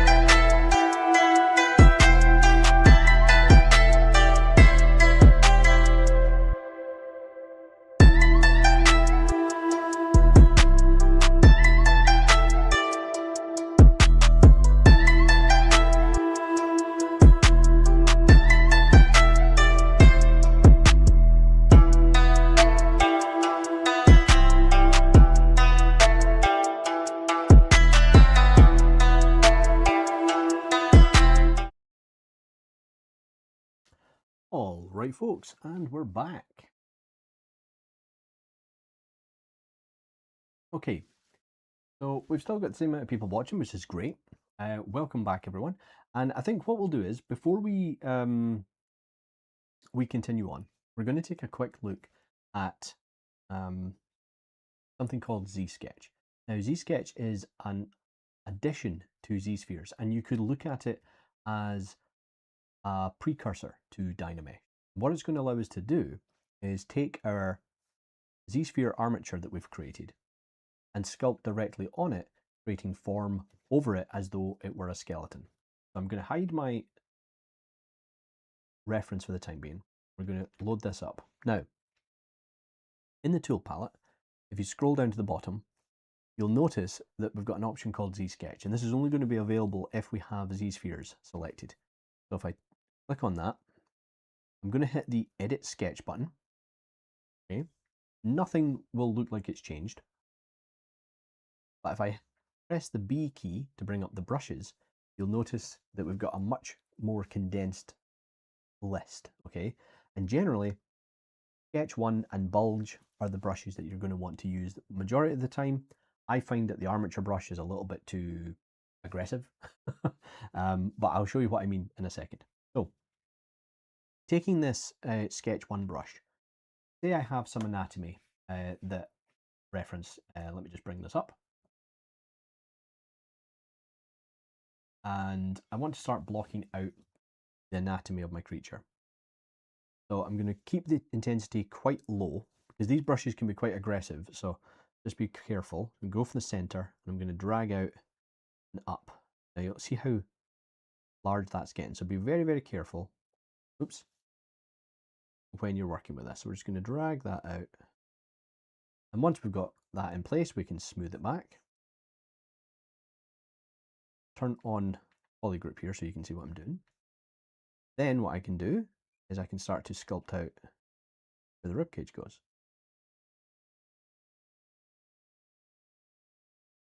Smooth that back as well. And then we can start to slowly build this up.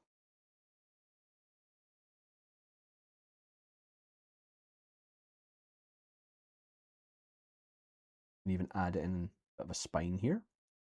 Oh. And smooth these back as well.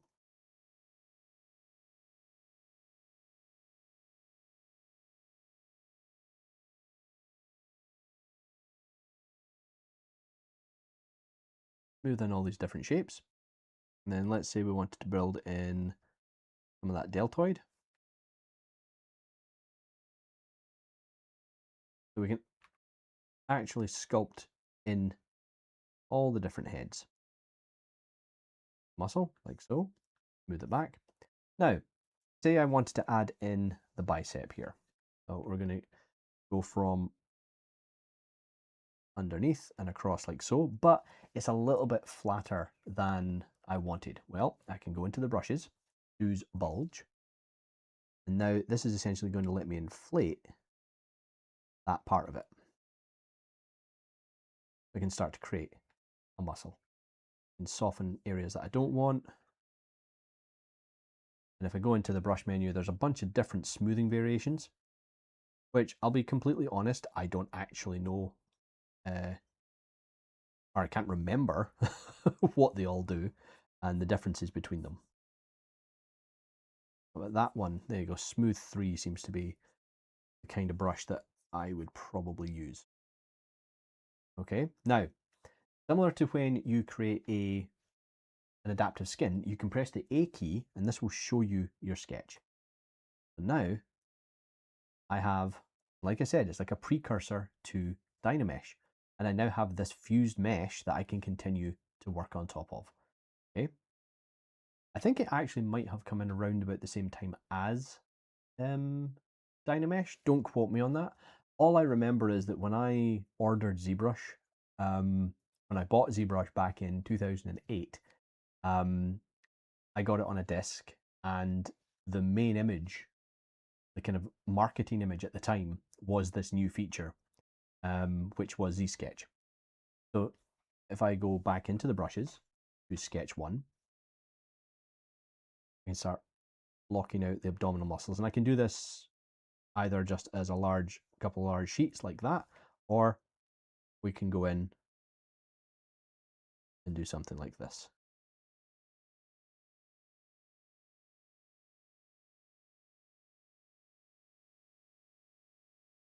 Oops, didn't mean to do that. Go.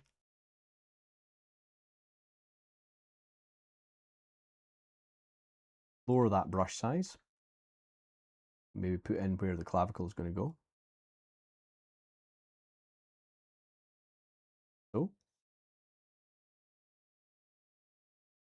SCM muscle, move it in. And then if we press A, there we go. You can see that we can slowly build up our mesh this way on top of that Z-sphere. Okay. And because of all the new tools that we have at our disposal in ZBrush now, we can do a hell of a lot with this. This is actually a really useful way to work. And it's one of the features I hope they never remove from ZBrush. It is one of those lesser used brushes and systems. But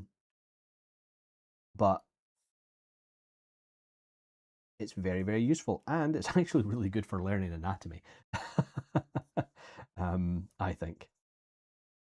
Now, the armature is a bit more interesting.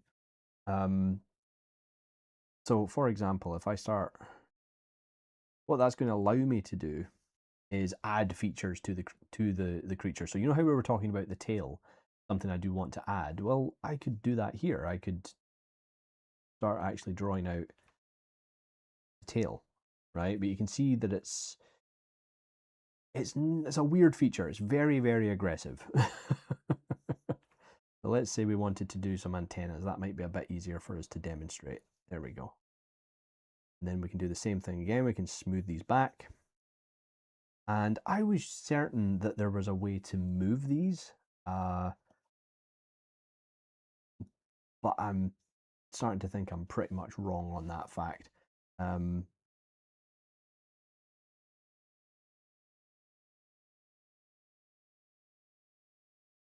Then if we press A, we'll get something like that. Now, ignoring the head, get rid of that. The body is actually pretty good. You can see how natural that looks. So now, oh, what's this? Oh yeah, okay. Generally, just if you are thinking about using this, I have played with this just during the break there, the minimum distance. I wouldn't recommend changing it. Just leave it at default. Like I said, I haven't used this feature in a long time, but you know, it is a very useful one. Okay. Go. And also, just as in case you're curious, you can actually bind that model now to your Z-spheres. So if I then grab the Z-sphere,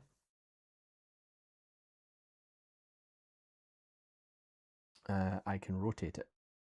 So now I can move the mesh, that, and now if I go back into Z-Sketch, hit sketch, press A, it's now actually rigged and moving. So you can see it's actually followed it along. So it's a really useful thing to do. This is exactly what I was thinking of.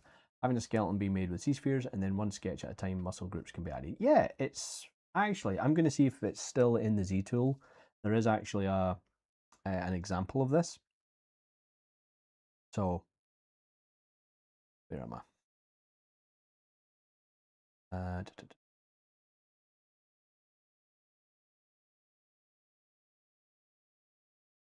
And then there we go. So if oh, sorry folks, I completely skipped that part. Let me just undo this, go back to where we were. This is why we have unified skin. Now you can use unified skin on Z-spheres, but this is what it's for. So we go into the unified skin here and simply just hit. You can see that if I increase the subdivision there, I'm getting more detail. So now I can just hit make unified skin. And now we have the start of our anatomy. Now we can start smoothing it out. I don't know about you folks. Do we want an are we interested in an anatomy course based on this? Definitely something that we could think about, or a stream.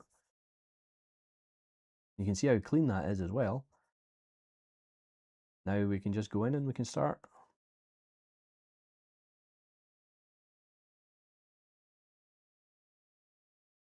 Go. Ignoring all this random stuff I've got up here. But there we go. That, folks, is how we use the Z-Sketch inside of ZBrush. Now let's see, if I go into Lightbox here, I wonder if they still have it. Don't know if they will. They may have removed it. Let me see if I can find it, folks. Demo projects.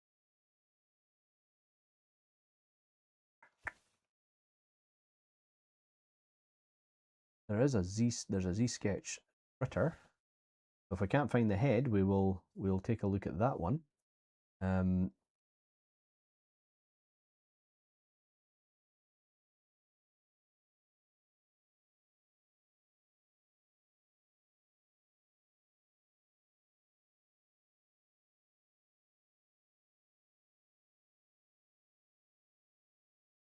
Oh, it looks like they've removed it. That's disappointing. But nevertheless, we will load up this one anyway. A shame they've gotten rid of the head. Oh well. There we go.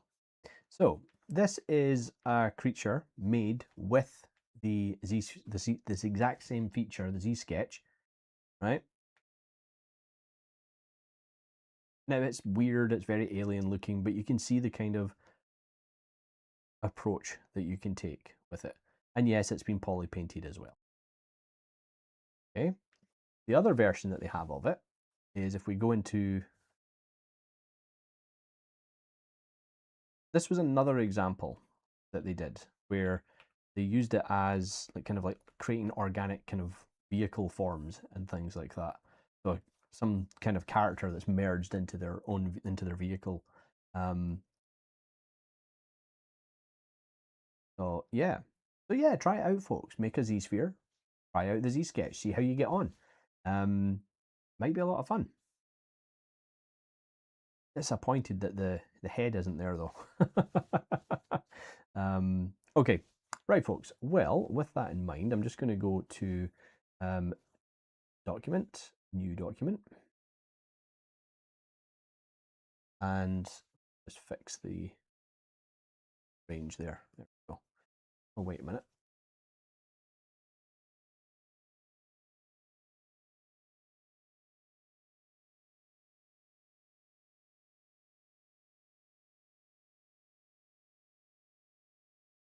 There we go. So let's load up our Mothman. He's blue.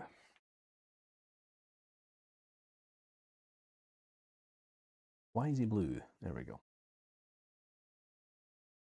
Oh, that's interesting. Oh, I'd forgot to save. Oops.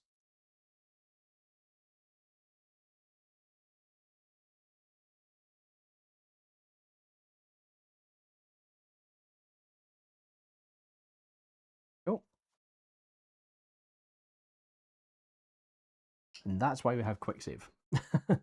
Thank you so much for appearing. No problem. My pleasure, folks. All right. So we have that in mind. That's how we would approach doing the Z-Sketch. Imagine forgetting to save. I know, right? I'm terrible for it. I'm going to do that right now. We're going to resave. We're going to save this. How are we doing for time, folks? Okay, we're just at the 2-hour mark. So now what I want to do is I want to start just sketching out the creature here with a little bit of anatomy, some primary forms, just to get kind of a shape going. And then we will wrap up for the day. We're going to go to Geometry, Dynamesh, and that's a bit much. I'm going to drop that about 88. Going to make sure blur is off, and yeah, that looks pretty good to me. I can work with that. Do a quick mirror and weld. I'm going to grab a sculpting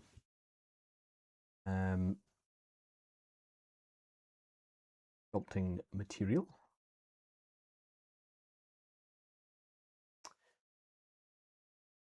Let me see here. Something that people can see fairly well. That looks looking okay. That'll do. So we've got our character now dynameshed. But I think what I'll do before we actually start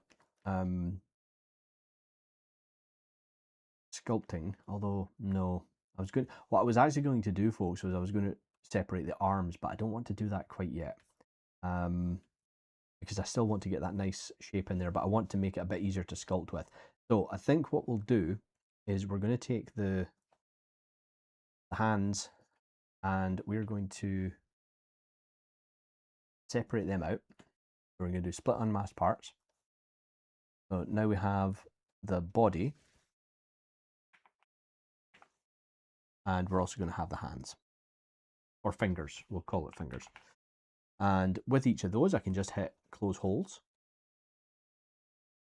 And what that will do is any of the gaps that have been left over, it's just going to close those up.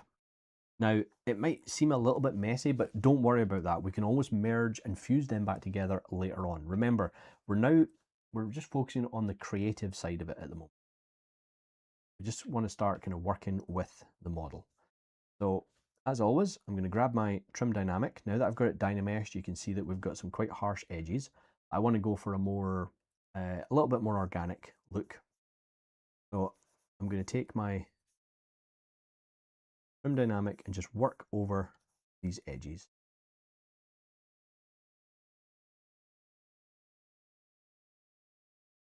And when I was blocking out my primary, kind of block out, or sorry, I say not my primary forms, but doing my block out, I was careful as how I shaped my model, making sure that I wasn't just working with a cube. A little bit of a taper, the back is a bit wider, going in to the round to the front. And the reason I've kept the shoulders in is so that I can get that nice transition from the kind of deltoid area into the arm. And these are going to be really skinny arms eventually. A bit too thick at the moment, but we can deal with that later.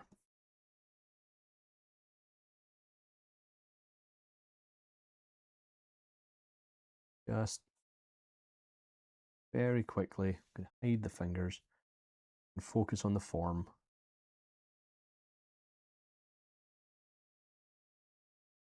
Remember what I was saying at the beginning about observation. I quite like having PureRef off to the side, like on another monitor if I can,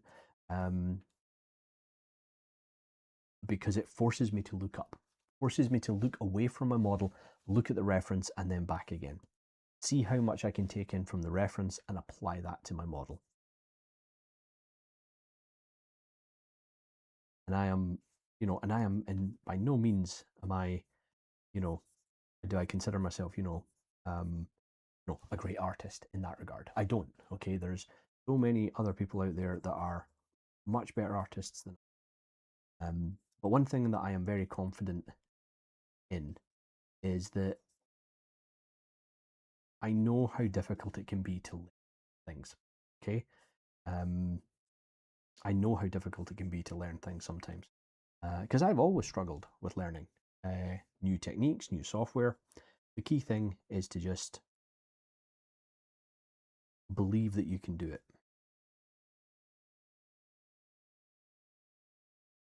And don't give up. You want it badly enough. you're willing to invest the time in it, you will succeed eventually. Hey, Space Lights, how you doing? Don't worry, I'm not going to dox your name. I know who you are, but yeah. Appreciate you coming along. Alan Walker, 81, will you do retopology? Will you do retopology also after sculpting? Yes, we will be. We will retopologize this guy. We will. So hopefully you guys can see how quickly we've been able to actually get something that looks quite organic. And again, this is why we spend a bit more time at the beginning making sure that this is the way we want it to be. So we're confident in our shapes.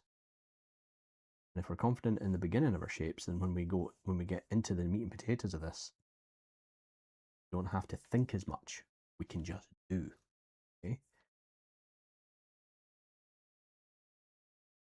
Now, I do have an anatomy reference, but I'm not going to be too upset if I get it wrong. Why? Because doesn't matter. I know that might be a bit of a hot take, but it doesn't really matter. The cryptid. He's a monster. He doesn't exist. You know, as long as we go, it looks like a shoulder, and I'm happy with that. As long as I can, if I can look at it and say, yeah, that's a shoulder, and it looks kind of like other shoulders I've seen, then I'm okay with that. I'm okay. So I'm using my trim dynamic here to shave off the forms, get that arm to the length I need. And we'll probably now go in and start, yeah, I'm going to start sculpting the underlying anatomy. So what I want is from the shoulder here, I want to have something come in here to the sternum. Again, he's a cryptid, so we might have to introduce a little bit more kind of anatomy that we maybe didn't think we would have, because we've got these big wings. So I'm going to start just making stuff up, really. There's no other way to put that. I'm just going to start making stuff up. Quite like the idea of this, quite a large kind of almost very, very skinny, kind of almost kind of vacuumed stomach. I like that idea. Seems quite cool and creepy to me. And this is where I get to have a bit of fun just creating a character. Because again, we don't see it in the reference, so I get to have a little bit of artistic license and a little bit more freedom to kind of create it the way I want. But again, this is the thing, even though I'm saying I'm making up anatomy, or I'm just not bothered if it's perfect, my knowledge of anatomy is helping me here, because I know that, you know, the lower pec, right, your pec minor, tends to kind of connect a little bit just at the top of your rib cage. You can extend that and play with it to create some really cool effects on your creatures. This is perfect way to watch while I get creative myself. Oh, brilliant. Thanks, Space Lice. Thank you. We're actually going over a little bit. You've come in, you've caught us at the right time. We were about to kind of close up, but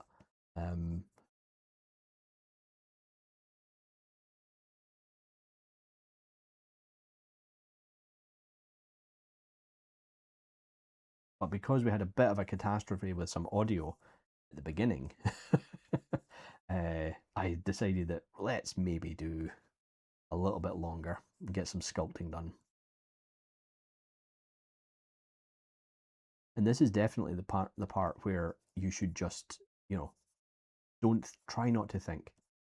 Try not to think. Use your reference, refer to it, just play around with the mesh. Have fun just finding forms and shapes.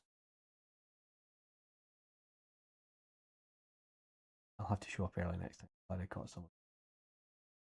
Thanks, Space Life. Thank you. Yeah, we normally 2 o'clock, 2 o'clock UK time. So kind of 3 p.m. in most of Europe. UTC +1, I think it is. I get really confused with the time once the time stuff changes.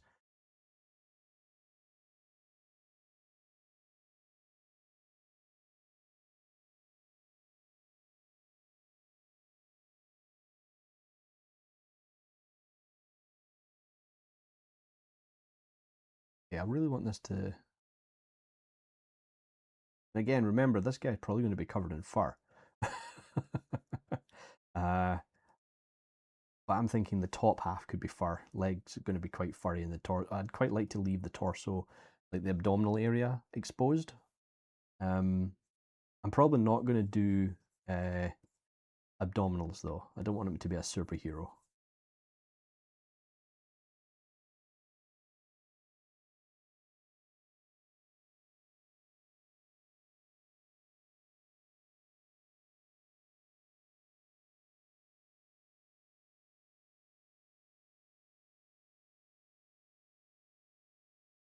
But we've got to give him a butt.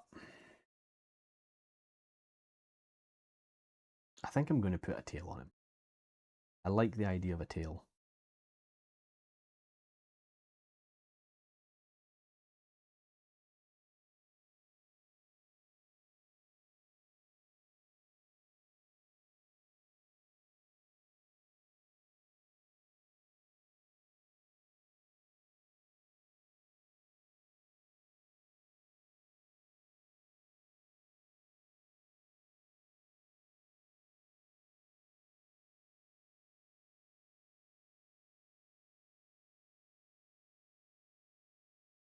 I'm trying to kind of integrate some more insect vibes to it as well. So kind of like a mix between basically, yeah, it's a mix between a bat and an insect. So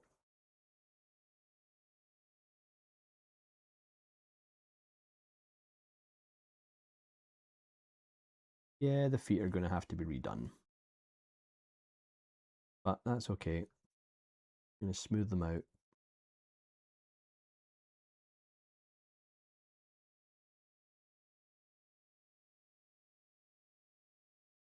Reshape them just a little bit.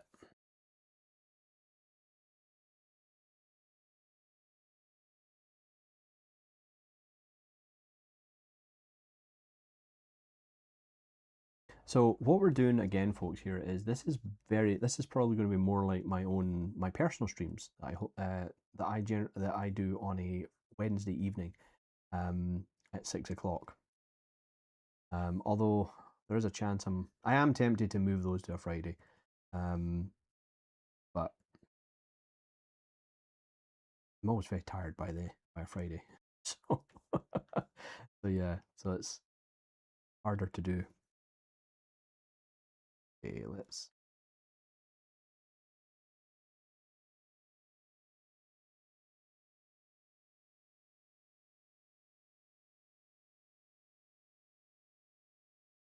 get the fingers back in. Okay, he needs knees. I'm always bad for this. There you go, folks. I'm sure everyone has something that they just miss when they're sculpting or modeling or drawing. I always end up forgetting to give people knees or like work out the form around the lower legs. It's cruel, really, if you think about it. Um,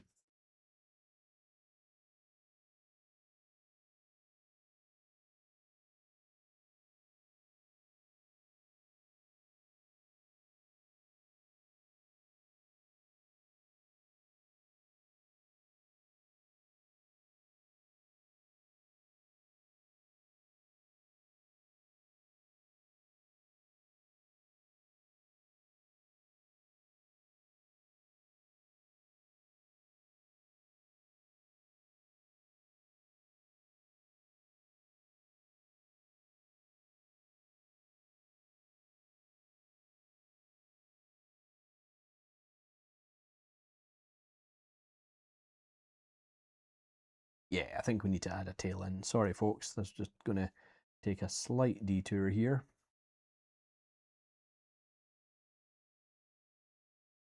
Oops. That off. And okay, I keep pressing the wrong button on the keyboard. There we go. You know what? I'm going to delete that and append a new one because I know I knocked that off the. Definitely knocked that off center.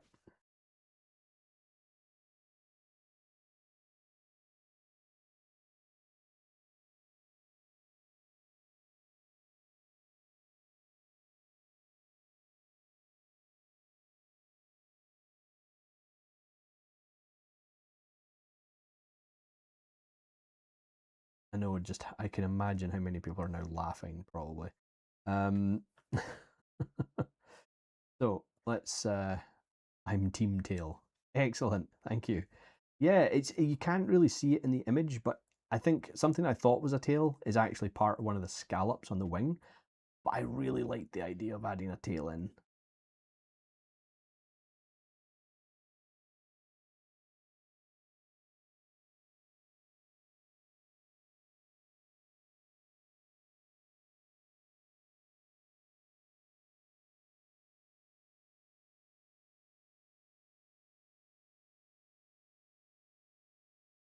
If he's got bat wings, it makes sense. Thank you. That's a good point, actually, CC. Yeah, you're spot on, actually.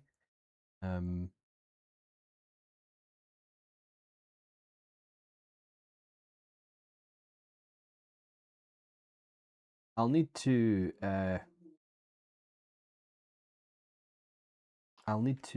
Sorry, folks, if you heard that, that was my my Alexa going off in the background.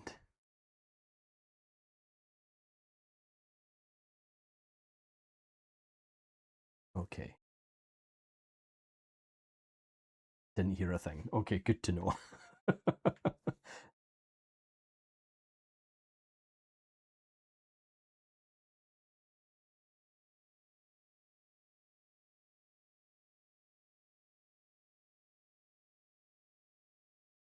All right. So we're going to take the tail now, and we're just going to do a really quick adaptive skin.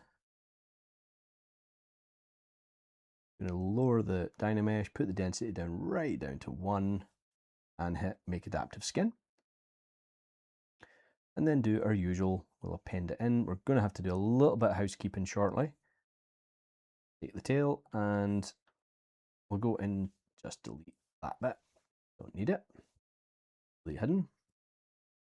Delete the Z-sphere. And then just move that into position.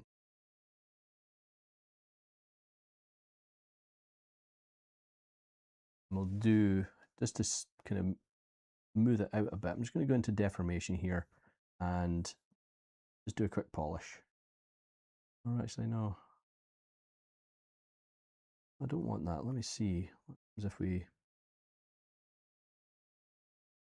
not what I wanted at all. All right. Let's just lower our smooth and do that.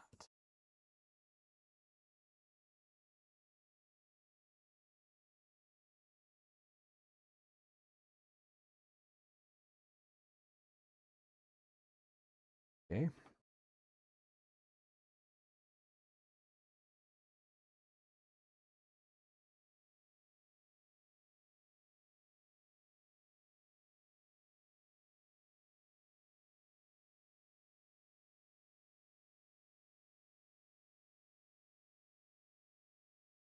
Not what I wanted at all while creating is very relatable.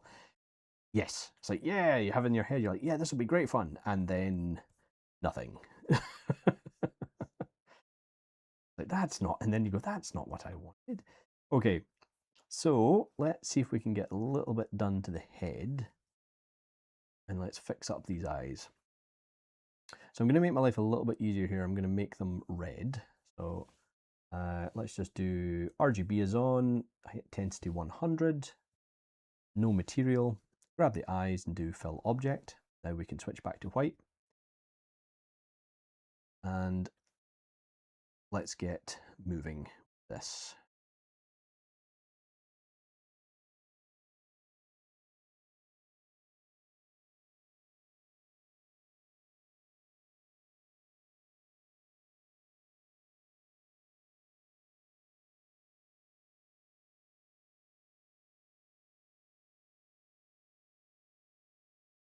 All right, we'll go back to scale to it slightly slower than it should be.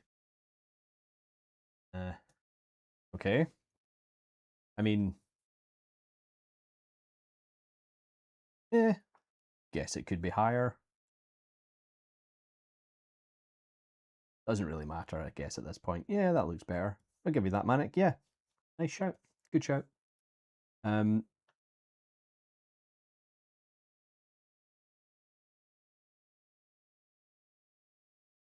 Yeah, that'll do. Okay, so, no, we don't want that. Oh no, what have I done? Okay, let's now get rid of the lamppost. And said get rid of the lamppost. Let's get sculpting for this. So let's get the... I don't have a lot to... We don't actually have a lot of geometry to work with here, but I'm going to do my best.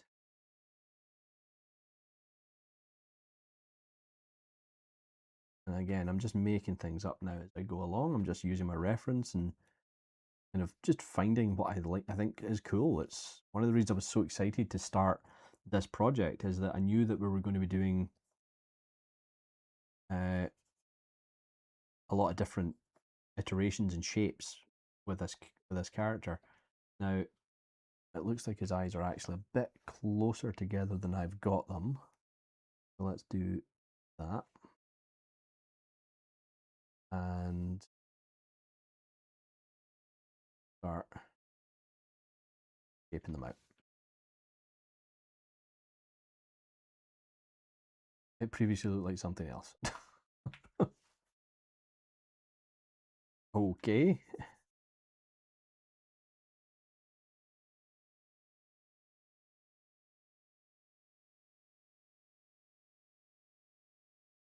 So we are dealing with very low resolutions here. So it isn't ideal. But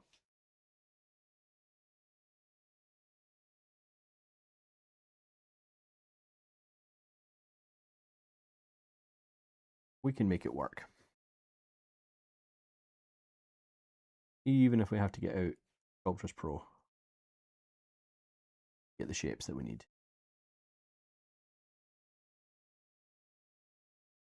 Yeah, which I think we're going to have to do. I don't want to Dynamesh the whole thing again because, honestly, I don't think we need it. So just dab a little bit of Sculptris Pro around the head. Actually, do you know what? There's another way I can show you how to do this actually, rather than using Sculptris Pro. So if you need a certain area in ZBrush to be higher detail, but you don't want to Dynamesh the whole object or Z-remesh it, and you're just needing a little bit more, if you mask out an area, let's say the head, for example,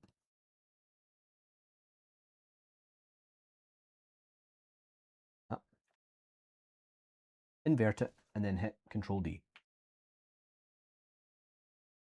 So what ZBrush will do is it will subdivide without smoothing one particular part of your model.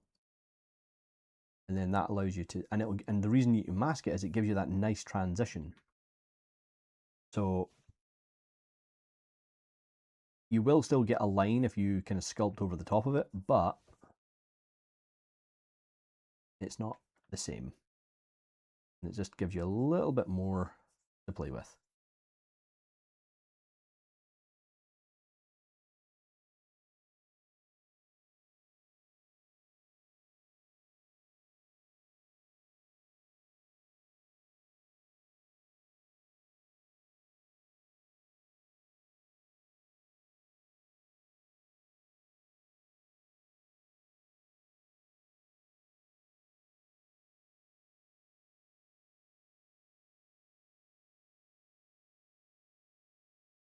Thanks, Space Lice. Yeah, it's quite handy. I mean, it's not something I would recommend using all the time. And again, it's always a bit. I always feel a wee bit wary, kind of telling people these kind of tricks because the trick is useful, but it's knowing when to use it, you know. And as long as you don't use it and then go right, let's go straight into animation. No, but most people know that now. So yeah, but no, it's a very handy trick. Very handy trick.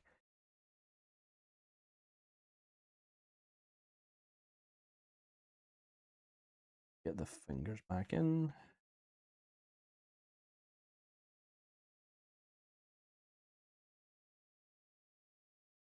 I tell you, it's really hard to, as I said before, it's so hard to make a moth look menacing.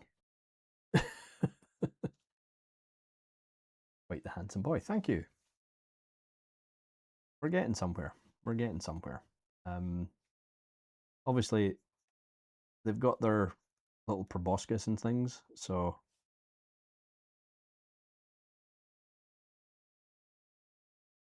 not bad. What time are we at? Okay, we're just coming up on when I was planning on finishing, but I suppose we could keep going.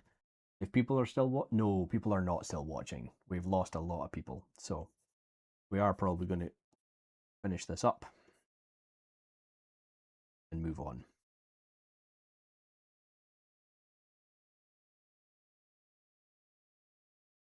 I'm going to leave the anatomy in there for the time being. And then let's do a bit of housekeeping, and then I will showcase the man bat as I promised, and then we will finish up for the day. So that's the armature, that's the pose, lamppost, proxy, floor, and tail. So we need to rename the tail and then move that up to here. And we're just going to put everything else in a folder and just call it whip. So that's going to keep the pose, and I think what we'll do is we'll put that up there. Yeah, pop those in. There we go. I can just hide those. Or I can attempt to hide them. There we go. Okay, so let's just take this guy and darken him up a bit. There we go.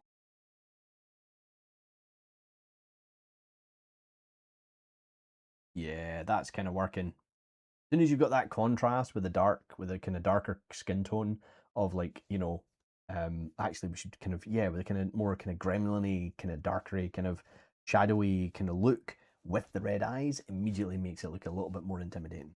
So he looks so much cooler now. He's like, when he's when he's this color, he's cool. When we had him before, he looked bloody awful. He looked so weak and pointless. No, it's really harsh, but there we go. So everyone can see him a little bit easier. There we go. Okay. Ah, that's quite a cool color actually. So I think actually what I'm going to do is I'm actually going to darken this up a bit to.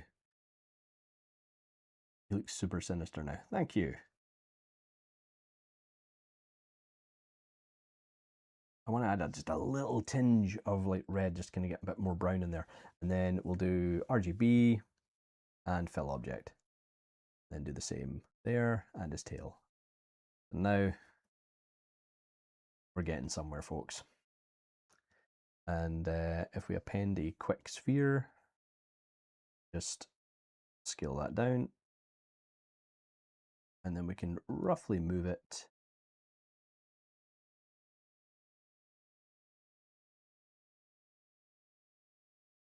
something like this.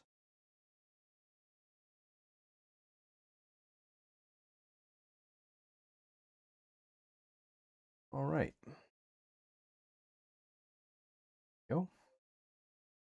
And then that can kind of just indicate where that kind of furry part is going to be. Again, I need to look up what that's actually called because I can't just keep calling it like the furry hump because it just doesn't sound right. But it seems to kind of come round like this.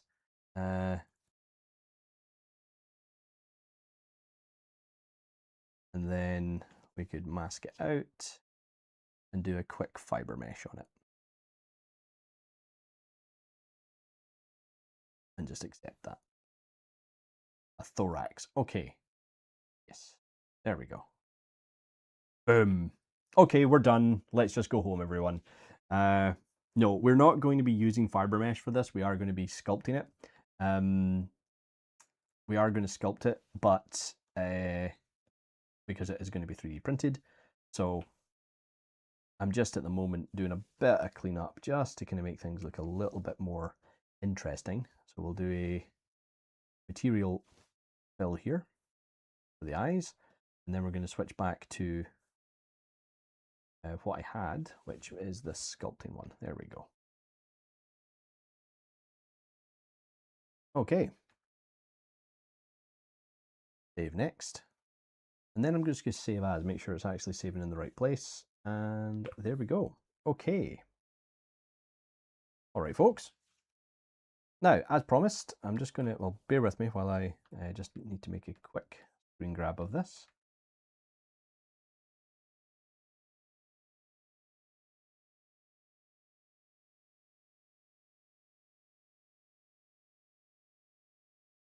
Go. And now let's take a look and load up the Man-Bat as I promised. So I'm just going to switch out from that and load this up. But while I do that, I'm just going to leave this on screen so you guys can see the image. And the artist, again, a huge thank you to Mr. Sam Sheeran, MrSamSheeran.com, for letting us use his amazing artwork for our reference today. I'm going to go into my files here. I'm going to see if I can find, I might not be able to find it, but I will try. Let's see. Maybe in folder.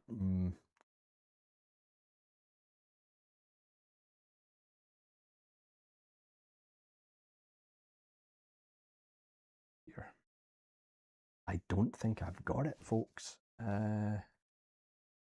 Don't think I have it. No, I don't. Sorry, folks. I do not have my Man-Bat available here.